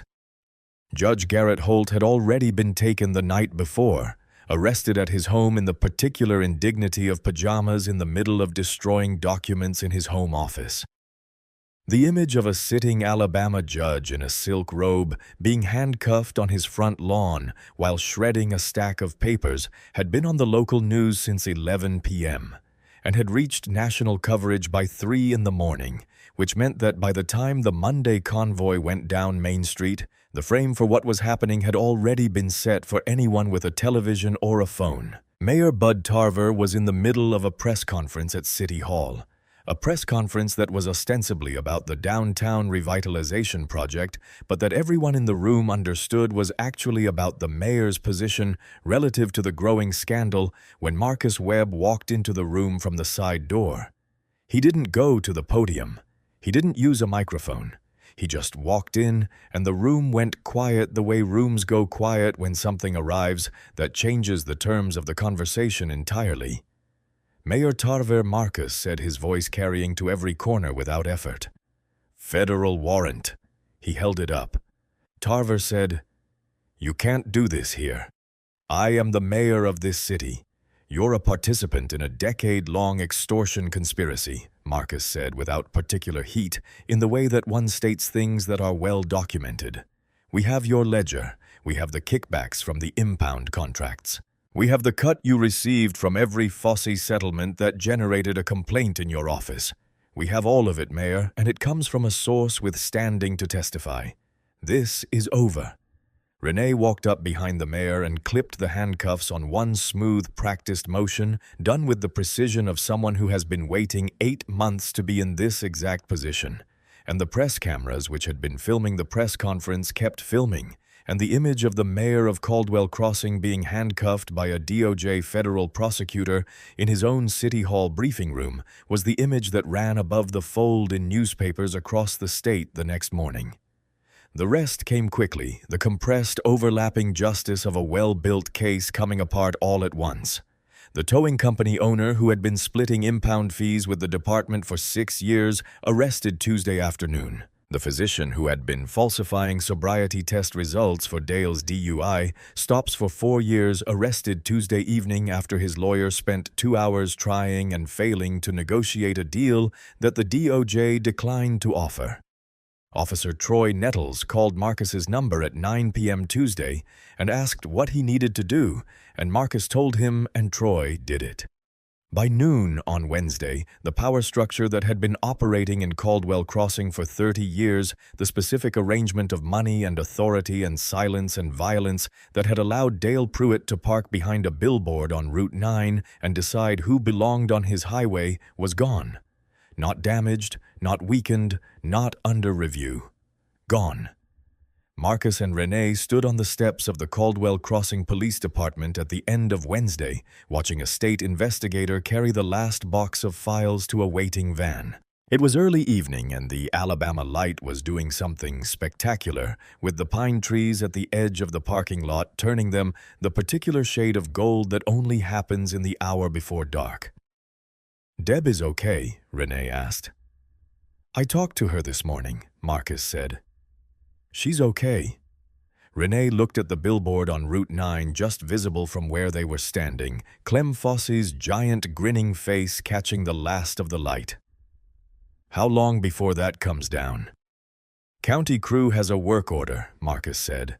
"End of the week." Renee picked up her portfolio. Marcus picked up his jacket. They walked to the Suburban, which had been released from the impound lot that morning and professionally detailed by an apologetic state investigator, and they got in and drove. And neither of them said anything for a while, because there are conversations that are too large for words immediately after they happen and need a little time to settle before they can be spoken. The federal courthouse in Birmingham was everything the Caldwell Crossing Police Department was not. Marble floors, high ceilings, the particular stillness of a building that understands its own importance and has been designed to communicate that understanding in every proportion and material. The air conditioning ran at a crisp 68 degrees, which was a contrast to the Route 9 shoulder in August heat so complete it felt like a statement of principle. Dale Pruitt sat at the defense table in an orange jumpsuit that was half a size too large. The inverse of his uniform, which had always been half a size too small. And he looked like a man who had lost weight so suddenly that his body had not yet caught up with the fact of it, the flesh of his face slightly looser than it should have been, the particular pallor of someone who has been spending their days under fluorescent lights after years of Alabama sun. 15 pounds in the 3 months of federal detention since his arrest. The swagger was not diminished. It was simply gone. The way something is gone when it has been the product of a specific set of conditions that no longer exist and the conditions no longer existed. His court-appointed public defender was a young man named Orrin Speaks, who had been practicing for 4 years and who had reviewed the federal discovery file in this case and had immediately understood that the terrain he was navigating was one where the normal defensive landmarks did not apply. His argument today was that the dashcam footage from Dale's own cruiser should be suppressed on the grounds that the audio had been altered, a claim that required the court to believe that the FBI's digital forensics laboratory had fabricated evidence and that Dale's voice on the recording was not Dale's voice, which was a position that Speaks had prepared with the competence of a professional who understood he was arguing into a headwind. Judge Alana Grantham presided, a woman in her mid-50s with a reputation for impatience with theatrical argumentation and deep familiarity with civil rights case law, who had been assigned this case from a pool of federal judges and who had spent the weekend before the suppression hearing reading the full federal discovery file, including Renee Webb's notebook and Dana Ferris's 3-year composition book of incident records. U.S. Attorney Harlan Brooks presented the prosecution's position on the suppression motion. The metadata from the dashcam SD card was unaltered and verifiable. The FBI digital forensics authentication was attached to the filing, and the independent audio analysis by a private forensics firm retained by the defense had in fact confirmed authenticity, a detail that Speaks had buried in a footnote, hoping it would not be noticed, and that Brooks found immediately. "We also have a witness," Brooks said, "who can speak directly to the behavioral patterns documented in this recording and whether they are consistent with the defendant's established conduct." The doors at the back of the courtroom opened and Clem Fossey walked in. He had been diminished by the months since his arrest in the way that confident men are diminished when the infrastructure of their confidence is removed, smaller somehow though. His physical dimensions had not changed, moving with the cautious economy of someone who is very aware of how much damage a single wrong word can do. He did not look at Dale. He had been cooperating with the federal investigation for 3 months, and cooperation had an emotional cost that showed up in the avoidance of eye contact with the people you had cooperated against. He took the stand. He was sworn in. He answered Harlan Brooks's questions in a voice that was quiet and had none of the practiced confidence of a man who had once had his face on a 20-foot billboard. "Do you know the defendant?" "Yes. That's Dale Pruitt. He was on my payroll for 7 years. The gallery exhaled audibly. Speaks made a note. Dale gripped the edge of the defense table with both hands. "And what did you pay Officer Pruitt to do?" Fossey answered, and the answer took 7 minutes, and it covered everything. The targeted stops, the demographics of the targeting, the specific instruction Fossey had given or that had evolved mutually over years of arrangement about which kinds of drivers were most productive to stop, which communities generated the least resistance, which stories the local courts were least likely to question. He testified to the envelope system, to the settlement split, to the conversations he and Dale had had in the cab of Dale's cruiser in the parking lot behind the rusty nail bar on Thursday evenings. Did Mr. Pruitt have specific characteristics he looked for in drivers? He stopped, Brooks asked. Fossey was quiet for a moment. He looked at his hands. Then he looked briefly and unwillingly at Marcus Weber in the front row of the gallery and then back at his hands. He targeted black drivers. Fossey said, his voice dropping. He said they were easier to scare. He said juries in this county wouldn't believe them over a white officer. The courtroom erupted in the particular way of a room full of people who knew this was true and are hearing it confirmed under oath for the first time. And Judge Grantham brought it down with a sustained rap of the gavel, and her face, when the noise subsided, was not the face of a person who has been surprised by information, but the face of a person who has been waiting a long time to see that information in a federal proceeding. Speaks did not cross-examine Fossey. There was nothing available to cross-examine him toward that would have made Dale's situation better, and trying would only have made it worse. Judge Grantham denied the suppression motion. The footage would stand. The audio would stand. All of it would stand. She looked directly at Dale Pruitt before moving on, and she held his gaze for a long moment. And what she said was this: "Officer Pruitt, I have been on this bench for 16 years, and in that time I have presided over a great many cases involving the abuse of law enforcement authority. What distinguishes this case is not the severity of the individual acts, though the severity is considerable, but the length of time during which a county allowed these acts to proceed without accountability, and the number of people whose lives were materially harmed as a result. The motion is denied. We will proceed to trial." Dale looked at Marcus, who was in the front row of the gallery, sitting quietly with a notebook open on his knee, writing something. Marcus did not look up. He just kept writing. Dale looked away first. The jury had been out for 2 hours and 40 minutes less time, as Marcus noted to Renee in the hallway, than a full shift at Dale Pruitt's Route 9 speed trap. And when they came back, the foreperson read the verdict with the careful, deliberate enunciation of someone who understands that each word is a weight being placed permanently in the record, guilty on all 5 counts. Deprivation of rights under color of law, conspiracy to commit extortion, filing of false police reports, assault on a federal officer, civil rights conspiracy. The sentencing hearing was scheduled 3 weeks after the verdict, and by the morning it was held, the federal courthouse in Birmingham had a line outside it before 7 a.m. Not press, though. There was plenty of press, but people who had driven from Caldwell Crossing and from other counties and from Birmingham itself. Some of them old, some of them middle-aged, many of them carrying things, photographs, folded documents, the particular physical evidence of what it looks like when you have spent years trying to get someone to believe something happened to you, and nobody believed you. A woman in the 4th row of the gallery held a photograph of her son taken on the day he was released after 14 months in the county jail on a drug possession charge that Dale had manufactured and Fossey had processed and Judge Holt had rubber-stamped.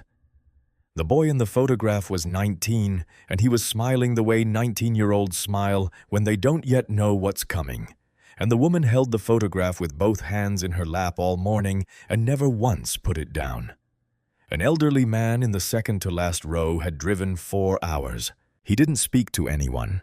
He had a folded piece of paper in his breast pocket that was the impound receipt from 2014 when his car, his only car, his work car, had been seized on Route 9 on the basis of probable cause that had never been documented, and he had never recovered it. And losing it had cost him the job that required it, and losing the job had cascaded in the ways that things cascade when a person has no margin. He sat in the federal courtroom in Birmingham in his church clothes and held the receipt in his pocket and did not unfold it. Judge Grantham entered, and the room came to attention, and she settled her reading glasses and looked at the sentencing memoranda from both sides, and then she looked up and addressed the room directly, which was not always her practice but which felt right for this particular morning, and she spoke without notes. In plain language, the language of a person who has spent 16 years translating the law into human terms and has gotten very good at it. "Mr. Pruitt," she said, "you wore a badge for 21 years. That badge was not yours. It was given to you by the people of this county as a temporary authorization to use certain kinds of power on their behalf for their protection. What you did over those 21 years was treat that authorization as permanent and personal as a license to harm rather than protect, specifically and deliberately targeting people in your community based on the color of their skin. The evidence in this case is not a close call. The testimony is not ambiguous. The documentation which was assembled, I want the record to reflect in large part through the courage of people who kept their own records for years, because they understood that the official record could not be trusted. Leaves no room for the interpretation that what happened on this county's highways was anything other than a deliberate, sustained abuse of public authority." She paused. The courtroom was completely still. "The harm done here is not abstract. It is not statistical. It is the 14 months a man spent in the county jail because you manufactured evidence against him. It is the car a man lost because you seized it without legal cause. It is every person who drove through Caldwell Crossing afraid who was afraid, not because they had done anything wrong, but because you had made fear the price of driving while black in your county. That is what your 21 years of service actually produced." She put on her glasses. "Under the federal sentencing guidelines for the charges on which you have been convicted, I am sentencing you to 18 years in a federal correctional institution. There will be no parole. Your pension is forfeit in full. Civil asset forfeiture proceedings have already established the disposition of your property toward restitution for documented victims. I recommend that you use the time ahead of you to understand what you did here. Not to the federal agents you arrested on Route 9, because they were capable of defending themselves, and they did, but to the people who had no federal badge, no recorder, no backup team at the perimeter, the ones who just needed to get home." The gavel came down. Dale closed his eyes and kept them closed, and in the absence of his face, you could only read the rest of him. The shoulders that had always been squared and pulling back now dropped. The hands that had always been near the belt now flat on the table. A man who had been very large inside a very small kingdom, and who had just been shown the actual dimensions of both. Marcus was in the second row of the gallery, seated with a small notebook open on his knee. He had been writing in it periodically throughout the hearing notes, observations, the kind of professional documentation that he did automatically and continuously. He didn't stand when the verdict was read. He didn't make a sound. When the marshals moved to take Dale away, the gallery shifted and the aisle cleared, and for a moment Dale's path to the door ran directly past the row where Marcus was sitting. Dale stopped. The marshal beside him paused to let a cluster of people move, and for 3 seconds, maybe 4, Dale Pruitt and Marcus Webb were within arm's reach of each other in a federal courthouse in Birmingham, Alabama, and the entire trajectory of the morning was suspended in that gap between them. Dale looked at Marcus. His voice, when it came, was barely audible. I didn't know who you were." Marcus held his gaze for a full beat before answering. "That," he said quietly, "is exactly the problem." The marshal moved. Dale moved with him. Marcus looked back down at his notebook and wrote one line, and the chapter does not need to tell you what it was. Renee touched his arm. "Side door," she asked. "Side door," he agreed, and they left before the cameras could find them. The transport bus that carried Dale Pruitt to FCY Talladega on a Thursday in late November was officially designated as a federal prisoner transport, colloquially known as Con Air, and it smelled like the particular combination of industrial disinfectant and human sweat, and something underneath. Both that was the smell of consequence of lives redirected, of trajectories altered, of the specific institutional reality that waited at the end of the federal sentencing process.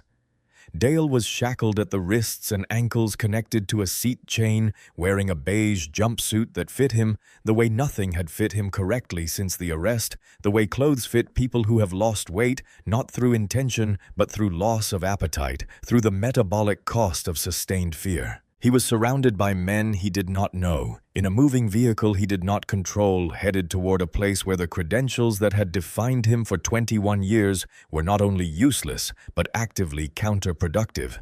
The other men on the bus assessed him with the practiced economical attention of people who have learned to read situations quickly and accurately.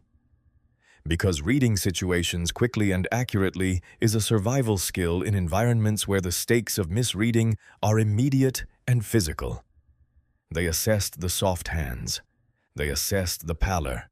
They assessed the particular way Dale sat upright, still trying to maintain something, still performing a dignity that had nothing left to perform for. And they read him the way he had read people on Route 9 for 21 years, instantly, categorically, and with complete certainty about what category he fell into. The intake process at FCY Talladega was a mirror, not a metaphor, but an actual structural reversal step by step of the things Dale Pruitt had done to other people. He was photographed. He was fingerprinted. He was stripped and searched, and the strip search was conducted by a correctional officer who was 26 years old and entirely impassive, who processed Dale's intake with the professional efficiency of someone who had done this hundreds of times and for whom this particular inmate held no special interest, and who would not have recognized Dale Pruitt's name if it hadn't been on the news for 3 months. Name Pruitt, Dale A. Former occupation. Dale said it quietly. The officer wrote it down without commentary. Any medical concerns? Medications. I need. Protective custody, Dale said, and in his voice was something that had never been there before. Not a request exactly, and not quite a demand, but an appeal. The particular shape of a request made by someone who understands they are not in a position to make demands. I was law enforcement. You know what happens in general population to protective custody is evaluated on a case-by-case basis by the classification committee. The officer said, handing Dale a folded uniform that smelled like industrial detergent and old sweat. You'll be evaluated in 14 days. Until then, you're assigned to cell block D. Grab your mat. Cell block D was loud, the particular layered noise of a living space that never goes fully quiet. Televisions and arguments and the rhythmic clang of metal on metal and voices calling down tears, and underneath all of it, the constant low hum of an institution that is always running, never off. Dale walked the tier with his mat under his arm, and the noise adjusted around him as he moved conversations, pausing and then resuming in a slightly different register, heads turning with the unhurried assessment of people who have all the time in the world. His cell was a 6x8 concrete box with 2 bunks, a toilet, and a shelf. His cellmate was a large white man with a shaved head and prison tattoos that ran from his wrists to his collar, who was lying on the bottom bunk when Dale came in, and who sat up and looked at him with the flat, appraising gaze that Dale himself had used thousands of times on the Route 9 shoulder. "You, the cop," the man said. "I was," Dale said. The man looked at him for a long moment. "Everyone's seen the news," he said. "Don't matter what you were before. In here, you're just another fish." He lay back down. Top bunk. That first night, Dale lay in the top bunk and looked at the concrete ceiling, which was approximately 14 inches from his face, closer than any ceiling he had slept under in his life, and he listened to the building breathe around him. Somewhere down the tier, a voice called out in the dark. "Hey, Pruitt, you gonna write me a ticket?" Laughter rippled through the block and then faded, and then there was just the hum of the institution and the dark and the ceiling 14 inches away. He thought about Route 9. He thought about the charcoal black Suburban doing 32 miles per hour in a 35 zone. He thought about the wallet he had opened and read and understood and put in his pocket anyway, and the 14 inches of concrete above him felt in that moment like the exact and appropriate weight of that choice. Why didn't I just let them drive? The thought arrived not with the drama of revelation, but with the quiet, exhausted arrival of something that has been making its way toward you for a long time. He had no answer that was worth having. He had never had one. He just hadn't known it until now. 3 months into Dale Pruitt's sentence on a Wednesday morning in early February, Warden Cole, a precise, quiet-spoken man who ran FCI Talladega with the organized calm of a person who has long since made peace with the work he does, came to find Dale during morning yard and told him he had a legal visit. Dale was surprised, though he tried not to show it. Oren speaks.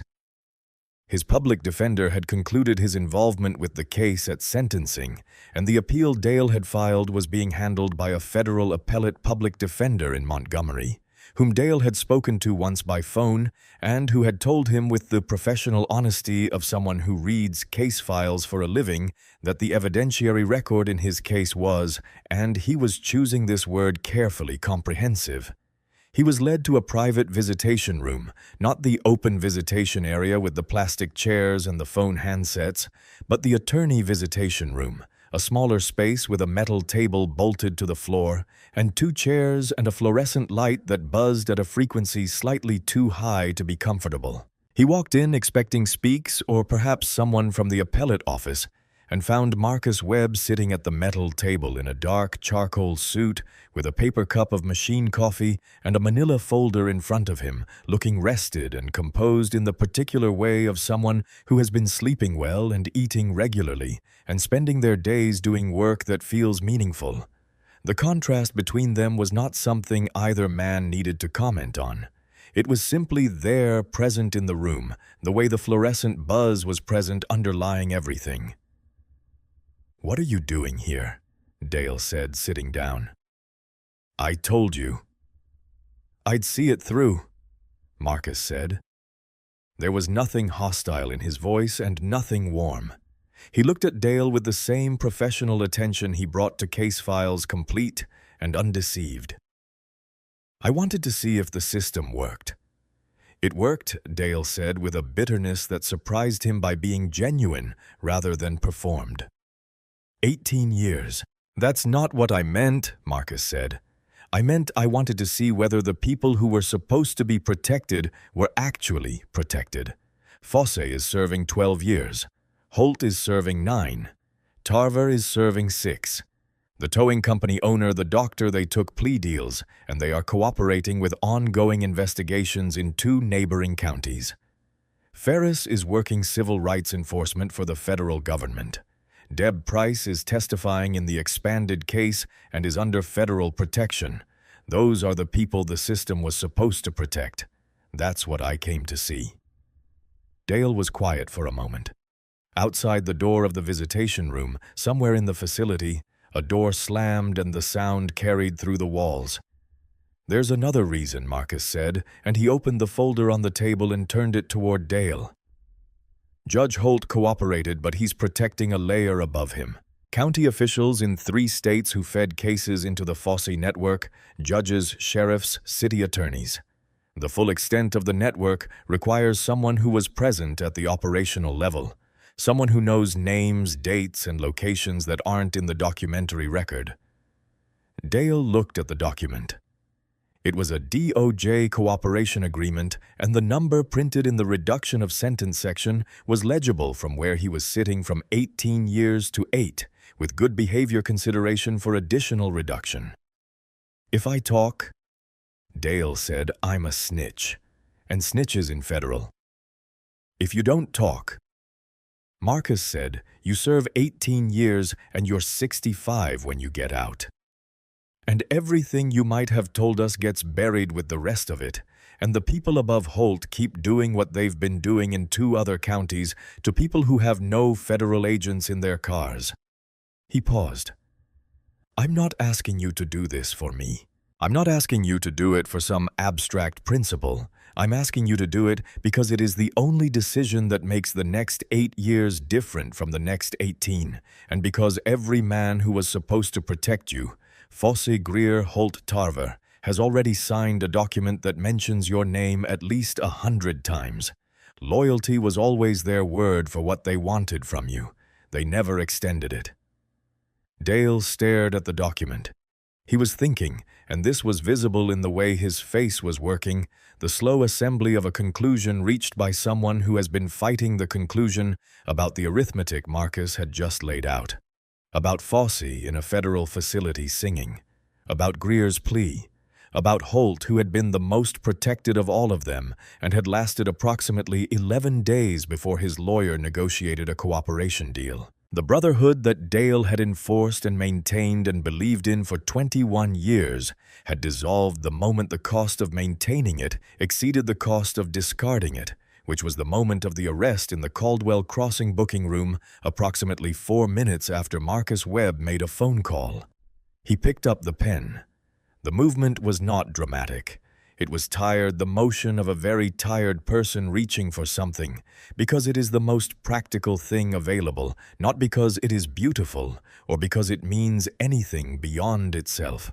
He signed his name Dale A. Pruitt, the signature he had put on 21 years of police reports and impound orders and false affidavits, and the ink was still wet when he set the pen back down on the metal table. Marcus stood. He collected the folder. He straightened his jacket with both hands. He knocked for the guard. At the door, he paused and turned back once and looked at Dale. And what he said was not unkind, though it was not soft either. "You're going to be out before you're 60. What you do with the time after that is the only part of this that's still entirely yours." The guard opened the door. Marcus walked out. Dale sat in the visitation room alone with the buzz of the fluorescent light and the smell of machine coffee and the particular silence of a person who has just finished doing something irrevocable, and he sat there until the guard came back for him. 6 weeks after Dale signed the cooperation agreement on a Monday morning in March that came in gray and cool with the particular Alabama weather that can't decide whether it's still winter or already spring. The second wave of federal indictments landed across 3 states with the coordinated precision of a case that had been built to survive exactly this moment. This wave was larger. It reached further.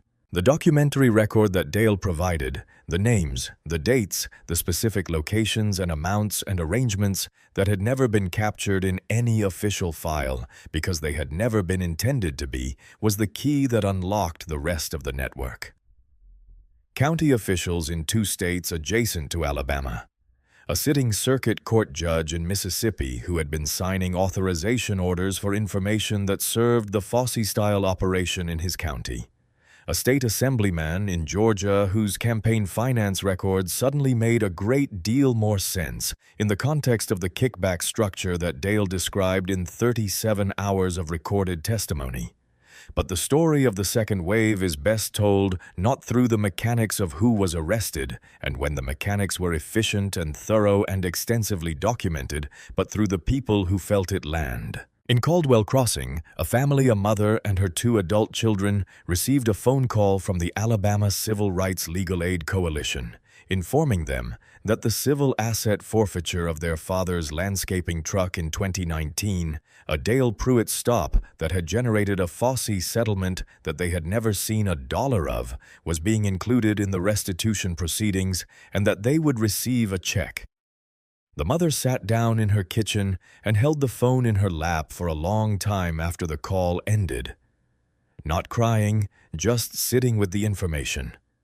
Which was the information that someone had written it down, someone had kept the record, someone had eventually looked at the record and done something about it, and that this was possible, that this had happened, was something she needed a few minutes to fully absorb. A man named Jerome Atkins, who had served 14 months in the Caldwell Crossing County Jail on a drug possession charge that Dale had manufactured in 2018 and who had been fighting an uphill exoneration process with a legal aid attorney for 2 years, was contacted by the DOJ's Post-Conviction Review Unit, which had been established in the wake of the Caldwell Crossing indictments to process the case files of individuals whose convictions included Dale Pruitt as an arresting or testifying officer.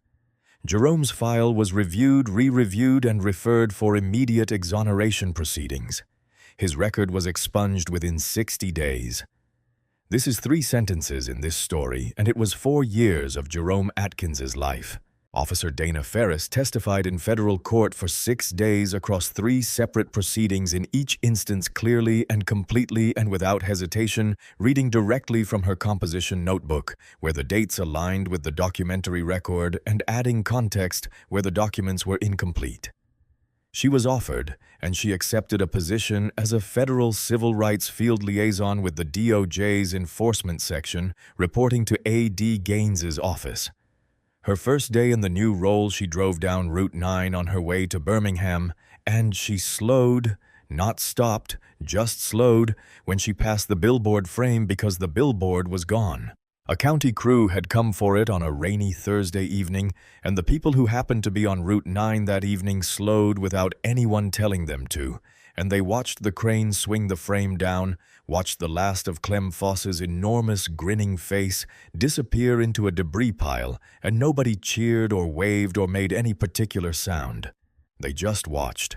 Some of them had been stopped on this road. Some of them had been afraid of this road. Some of them had just heard enough about it that seeing the billboard come down felt like watching the final page of a chapter turn. When it was done, they drove on.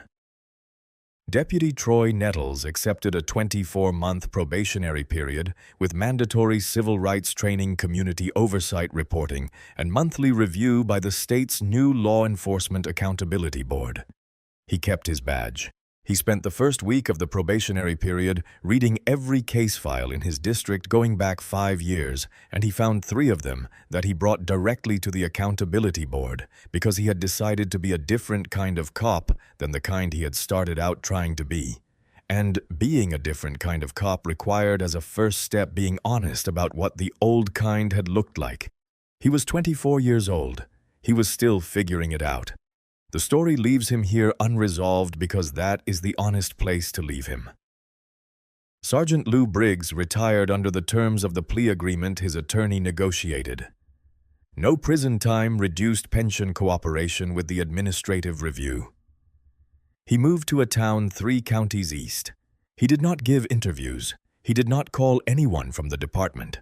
He did not, as far as anyone could tell, have a great deal to say about anything that had happened, which may have been guilt and may have been relief, and was probably some specific combination of the two that he himself could not have clearly articulated. Chief Walt Greer pleaded guilty to 2 counts of civil rights conspiracy and was sentenced to 4 years in a federal minimum security facility. He would be out before Dale, a fact that was noted in the courtroom without comment, and that said something about the different weights assigned to different roles in the same machine, which was itself a comment on things the legal system was still in the process of working out. By the time spring had fully arrived in Caldwell Crossing, the frame where the Foss billboard had been was occupied by a public service announcement from the Alabama Civil Rights Legal Aid Coalition, simple black text on a white background, a phone number, the words, "Your rights don't end at the county line." People called the number. The calls came in from Caldwell Crossing and from the 2 neighboring counties and from the county beyond that, and the people on the other end of the line wrote down what the callers said and opened files because the specific arrangement that Dale Pruitt had been part of was gone, but the need for the number remained and would remain for as long as the road ran through counties where power went unexamined. Year 2 of Dale Pruitt's sentence looked like this. He was housed in a federal correctional facility in West Virginia, moved there as part of the standard witness protection protocol for cooperating inmates in a unit that was quieter than Cell Block D, and populated by men who had also made the choice Dale had made, who had traded information for years, who had decided that the loyalty they had been sold was not the loyalty they received, and who were living in the particular liminal space of people who are neither fully outside the world they came from, nor fully inside the world they are trying to reach. He worked in the facility laundry 6 hours a day, earning 12 cents an hour, and the work was exactly what it was: sheets, uniforms, towels, the steady and mindless cycling of cloth through water and heat, and then through his hands, sorting and folding with the mechanical repetition of someone who has lost the kind of certainty that used to occupy his mind and has not yet found what will replace it. His hands, the hands that had gripped a Glock for 21 years, that had pressed flat on car roofs and slammed against booking counters, and worn the particular calluses of a man who had spent decades exerting force on other people, now sorted damp cotton for 6 hours, and then folded it, and then started again. There was a television in the recreation room, and on an evening in the second year of his sentence, Dale was watching the news in the particular absent way of a person who is using the television as a sound to sit next to rather than a thing to actually watch, and a brief segment came on 2 minutes, maybe 3, about a ceremony at the Department of Justice in Washington, D.C. He almost changed the channel. He didn't. The Attorney General was at a podium. Behind him stood 2 people in tailored suits, a man and a woman, and the camera was far enough back that for a moment Dale did not recognize them, and then the camera cut closer, and Marcus Webb's face filled the screen, composed and still exactly the same face Dale had seen on Route 9 and in the booking room and in the Birmingham courthouse and in the federal visitation room in February, unchanged by all of it in the particular way of people who drew their identity from somewhere that external events could not reach. The Attorney General was saying something about the Caldwell Crossing investigation and its implications for civil rights enforcement across the Southern District, and something about a model for future task force operations. The language of official recognition that Marcus was receiving with the patient, slightly formal expression of someone who is grateful and also somewhat eager to get back to work. Dale looked at the television for the length of the segment, and then the segment ended and the news moved on, and he leaned on his broom handle in the recreation room of a West Virginia federal facility and felt something that was not quite what he had expected to feel, which is to say, it was not anger, and it was not jealousy, and it was not the hot defensive shame that had been his primary emotion for most of the first year. What it was actually was simpler and harder and more permanent than any of those things. It was recognition. He thought about Route 9. He thought about the charcoal black Suburban doing 32 miles per hour. He thought about the specific instant when the Suburban passed his position and the sunlight came through the windshield and he saw Marcus's face, and the thought completed itself, the same thought, the same arithmetic, the same worn groove of assumption before he had even consciously decided to think it. I saw a black man in a nice car, and I saw a criminal. I should have seen a man on his way to work. The thought did not redeem him. He understood that now, had understood it since the Birmingham courthouse, with a clarity that the first year of denial had only made clearer by contrast. Redemption was not something that arrived in a thought or even in a signed cooperation agreement. Redemption, if it was available to him at all, was in the 16 remaining years of doing things differently, and he did not know yet whether he was capable of different, but he understood for the first time that capability was not the issue. The issue was whether he would try, and he was going to have a long time to sit with that question. A correctional officer, young, maybe 23, with the particular no-nonsense efficiency of people who start serious jobs. Young came around the corner of the recreation room and said, "Pruitt, rec time's over. Back to D-Wing." "Yes, sir," Dale said. He set the broom against the wall and went. The ceremony at the Department of Justice headquarters in Washington was the kind of event that Marcus Webb attended with genuine respect and a certain background awareness that what was being recognized was not the thing that had actually mattered most about the work. The thing that had actually mattered most was Deb Price sitting across a table in a legal aid office 8 months ago with a manila envelope and a particular look on her face, and Dana Ferris handing him a composition notebook with 3 years of accurate records in it, and Jerome Atkins's exoneration file being processed in 60 days instead of the 4 years it would have taken otherwise. Those were the things. The medals were the official record of the things which was important and which was not the same. He stood on the stage while the Attorney General spoke, and he listened politely, and felt underneath the formality the memory of the Suburban's hood under his palms, hot metal. Alabama, August the specific and complete injustice of being pressed against your own property by someone who has decided what you are before you've spoken a word. He had thought on that shoulder about the 47 people in the case files in the leather portfolio in the back seat. He had thought about Deb and her 6 months of photographs. He had not thought about ceremonies. He had thought about getting to Birmingham in time to meet her. In the parking garage afterward, he and Renee walked to the new government Suburban dark blue bulletproof glass, smelling of factory interior, and Renee tossed her bag in the back and said, "You think he's watching?" Marcus considered it. "Probably. He's got a lot of time to watch television." "Do you feel bad for him?" Renee asked. It was a genuine question, the kind she asked when she wanted to know what he actually thought rather than what he was supposed to say. Marcus leaned against the open door and thought about the gallery in the Birmingham courthouse, specifically about the woman in the 4th row with the photograph of her 19-year-old son, and about the elderly man 4 rows back with his folded impound receipt, and about the 14 months Jerome Atkins had spent in a county jail for a crime that Dale Pruitt had invented. He thought about all the people who had driven Route 9 in the decade before Deb Price walked into a legal aid office, who had been stopped and frightened and arrested and never recovered what they lost, whose names were not in any record because no one had kept the record. "No," he said simply. He got in the car. Renee pulled up the navigation. "There's a sheriff in Mississippi," she said, which was their shorthand for a particular kind of situation that needed a particular kind of attention, and Marcus knew what she meant without the details. He sat for a moment with his hand on the gear shift.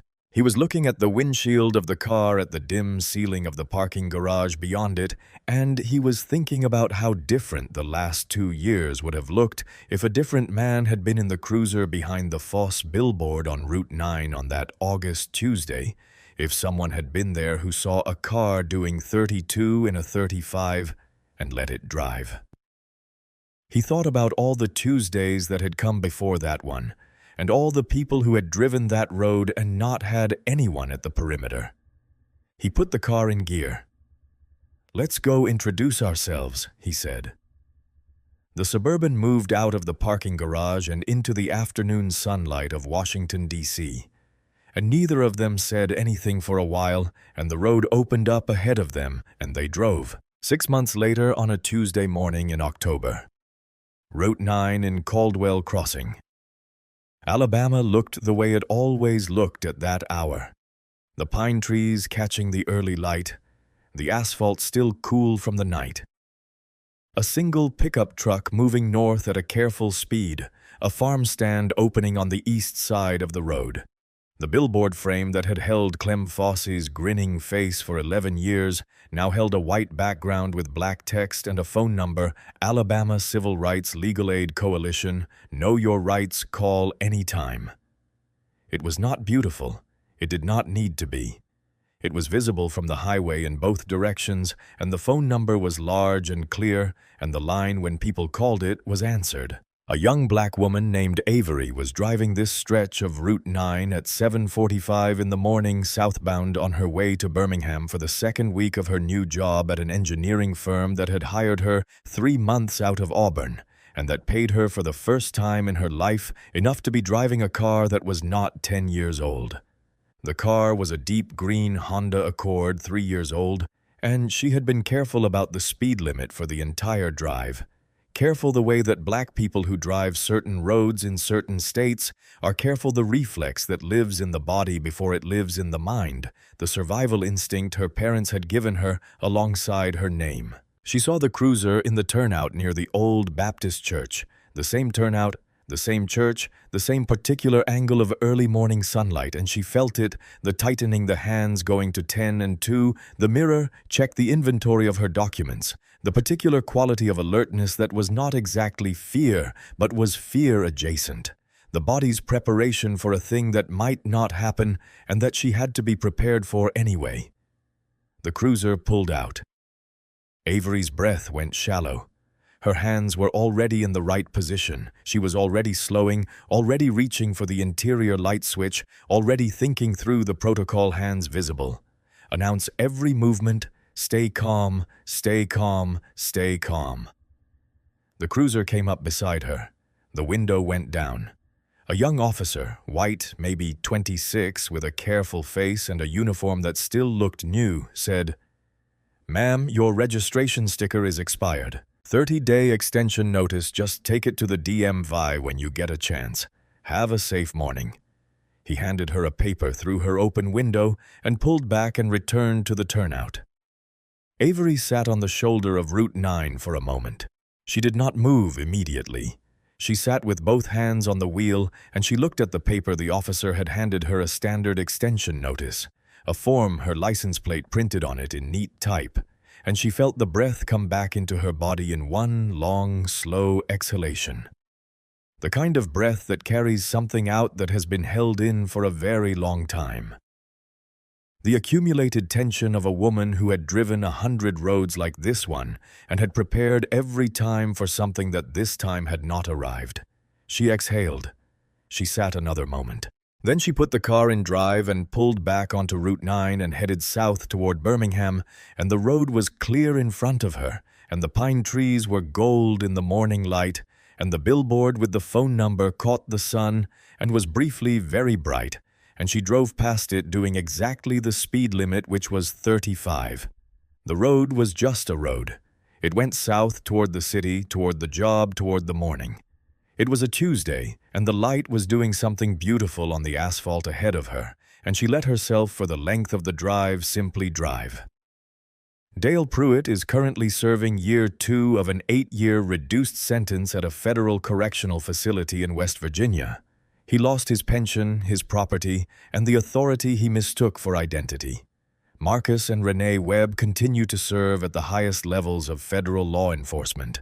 They were in Mississippi by Thursday. If this story moved you, if you've ever been afraid on a road, you had every right to drive, or if you've ever watched injustice go unanswered for so long that you stopped expecting anything different, then you already know what this story is really about. It's not about one corrupt officer. It's about the road and who gets to drive it freely and how long it takes and what it costs and the people who kept the records even when nobody was asking to see them. If you want to see more stories like this one, please subscribe to our channel and share this with someone who needs to hear it. Justice is slow and it needs an audience. We'll see you in the next one.